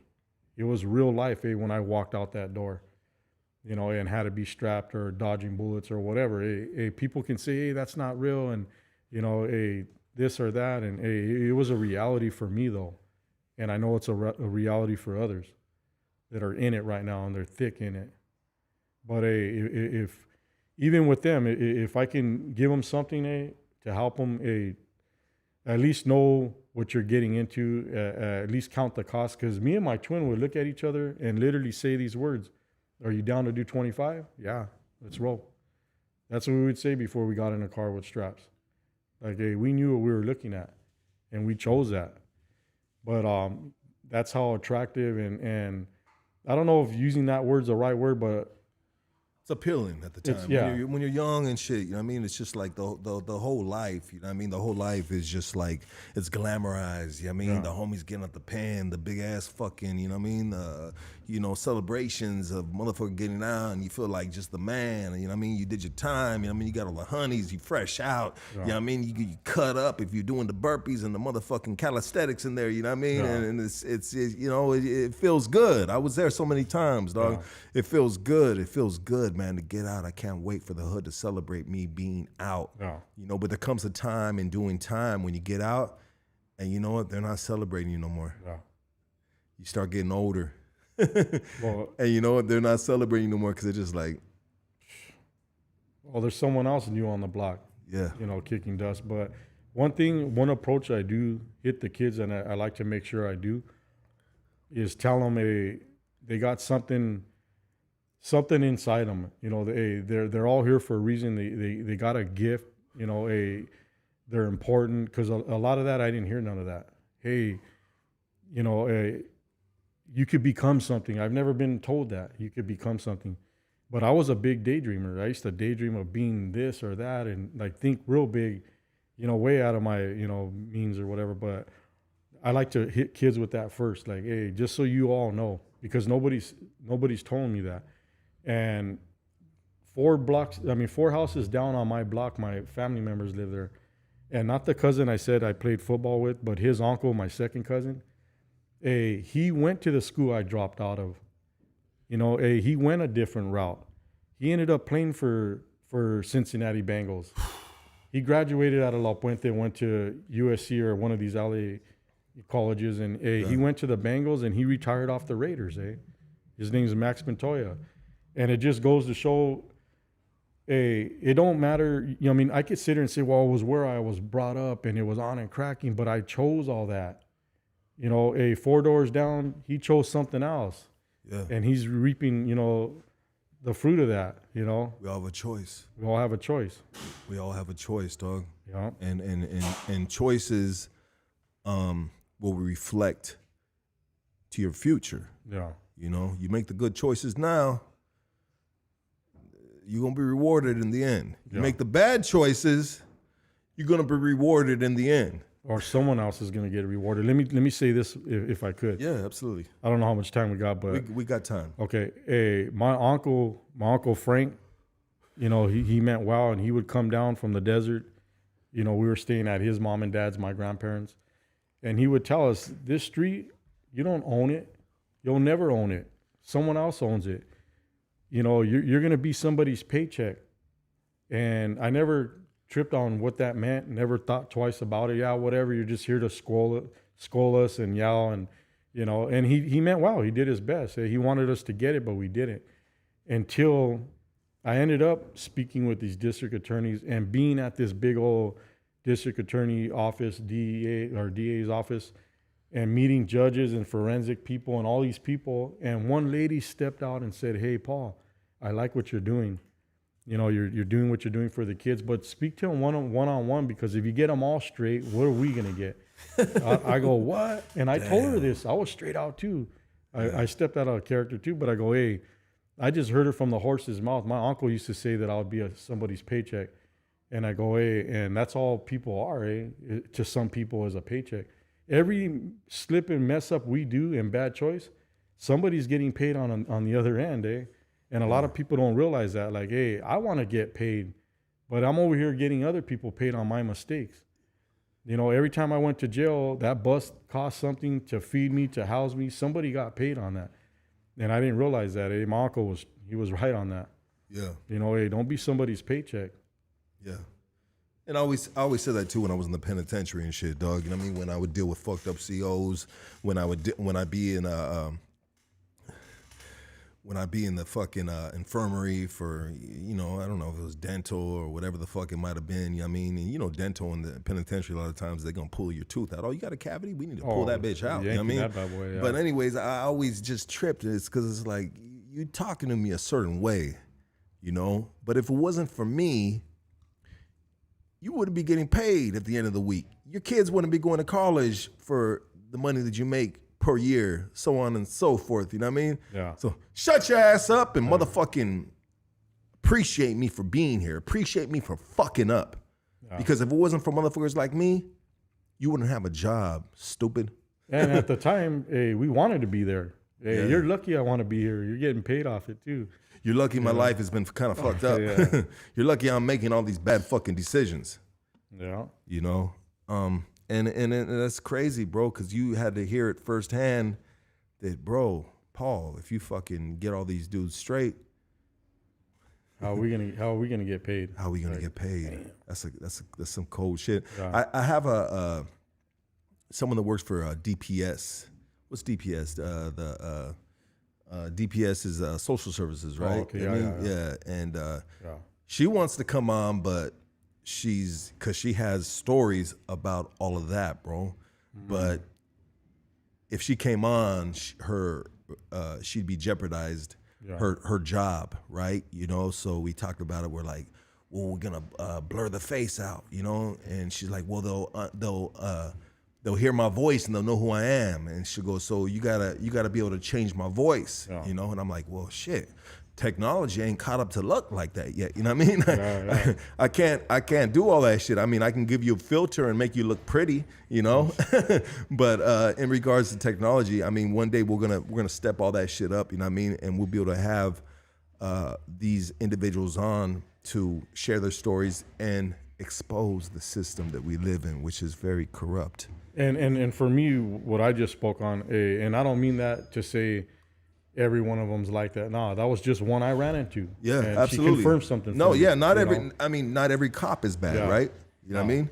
You know, but there is a handful of bad cops out there. There's a handful of bad everybody, whatever workforce you're in. You know, there's going to be, I'm an electrician. There's going to be electricians that are just not good electricians, and they're not worried about putting that wire nut on those wires tight enough. You know, they possibly might come loose. I mean, there's different levels. You know what I mean? It can be the employee at McDonald's. You know what I mean? They're not being sanitary. Yeah. You know, so on and so forth. I mean, whatever job we have, whatever, if you like the job or not, do it fucking well. Do it well, because at the end of the day, I think when our time comes, I think we're gonna have to answer up for that shit. Yeah. I mean, if you believe in anything, if you believe in a superior being, you know what I mean? One day we're gonna have to answer up for jobs that we took and possibly didn't. I mean, we're gonna be held accountable, right? Yeah. You know, and we need to understand that right now, whatever we're doing, whatever message you put out there. Yeah. I mean, I'm always checking myself in this podcast on what direction I take it, you know, because the message that I might have someone on here putting out, I'm responsible for it. So I gotta be, you know, we gotta take accountability, be responsible for our actions, be responsible for the words that come out of our mouth. And if we're preaching something, we need to practice it and set the example for the ones coming up before us and the ones that are around us that are possibly not doing their job right. You know? Yeah. And with that said, my boy, I just want to thank you, God, my G, for coming on and blessing us with your story, my G. I mean, thanks. Yeah, it's been good, dog. It's a good story, bro. You know, I want to give a shout out to Gangsta L for rolling through, doing his thing, you know. And I just thank you, brother. Anything else you'd like to say? Any of this? No, hey, thank you. Thank the audience. I mean, yeah, I'm here for you guys. Just tell my story, see what it, you know, if anybody could take something away from it, you know. Yeah, absolutely. And I was thinking about this the other day because I always write these little things and I post them on Instagram. But I was thinking, you know, it's not about me; it's about us. Yeah. And how can we move forward with our best foot forward? Yeah. You know, we got to project positivity. We got to help each other out. You know. You want to take any callers? You want to ask any? You want to take any callers? Ask you any questions? Yeah. Matter of fact, let's do some callers right now. Let's do some callers. Hold on real quick. You guys want to ask the homie anything? I'm gonna put the phone number up. Hold on. Let's do it like this, baby.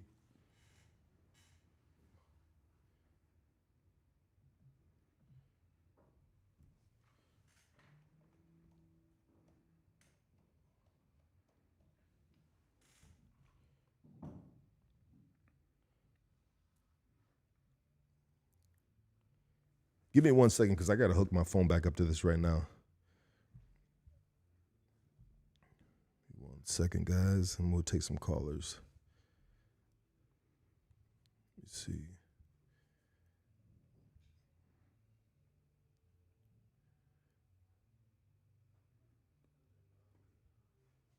One second, guys. You guys are calling already. 1 second.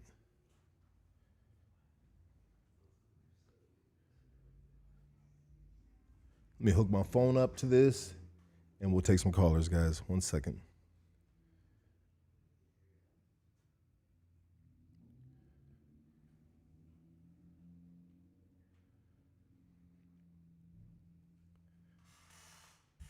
It's taking a little longer than expected.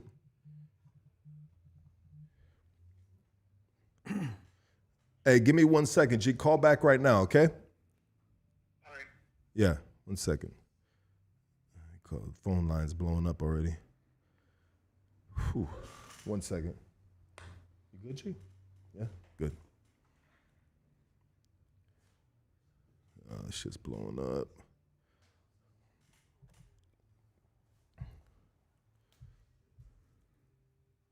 There it is right there. Okay, cool. All right, we're hooked up.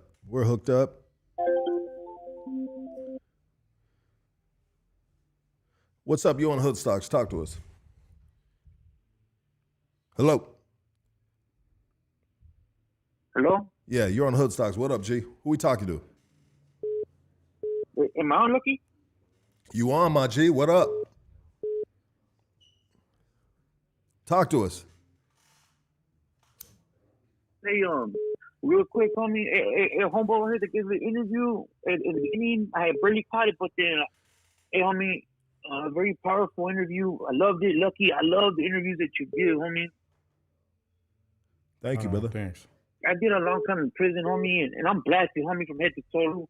But I've changed my life around. But the other day, homie, something, man, homie, I'm gonna keep it real with you. Like my name, nobody nobody knows who I am. So I mean, they probably do if they hear me out. But homie, something that bothered me, dog, was those motherfuckers noodles in half, homie. But I was hearing your fucking interview with the homie, fucking Bozo, right? Yeah. And something in you guys' interview, homie, it changed my motherfucking everything that I was going through, homie. And it just changed my whole perspective on everything, homie. And I just want to thank you for that because you guys are saying, like even Bozo was like, it's therapeutic for me too.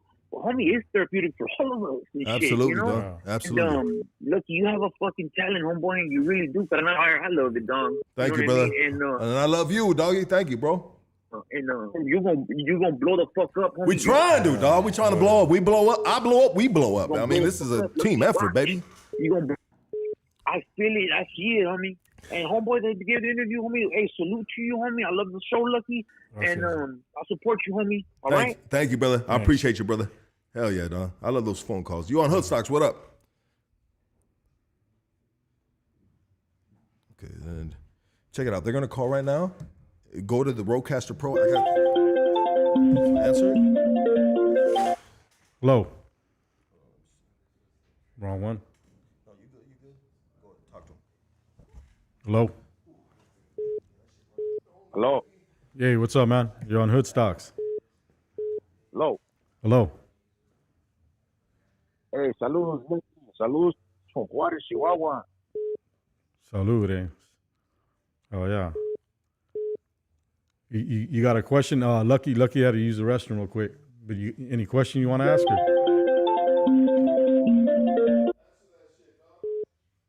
Hello? There you are. Hello? Hello? Hello? You're on Hood Stocks. Hello. Hello? Hello. Hey, what's up, man? You're on Hood Stocks. Yeah, I just wanted to say, I know Lucky's in the restroom, Yeah. but I just wanted to say, fuck you, Lucky. Ah, What are you saying? Oh, is that right? just called to say hello. There it is. There. Sometimes you gotta call and say hello and shit. I had to take a leak again. What up? You on Hood Stocks? Talk to us, baby. What up? Okay. We trying to give some afternoon calls right here and shit. I mean, it's 3:50, baby. I mean, we are 3 hours in this shit, dog. Damn. I mean, any more phone calls? We're gonna send a little cartel in the building.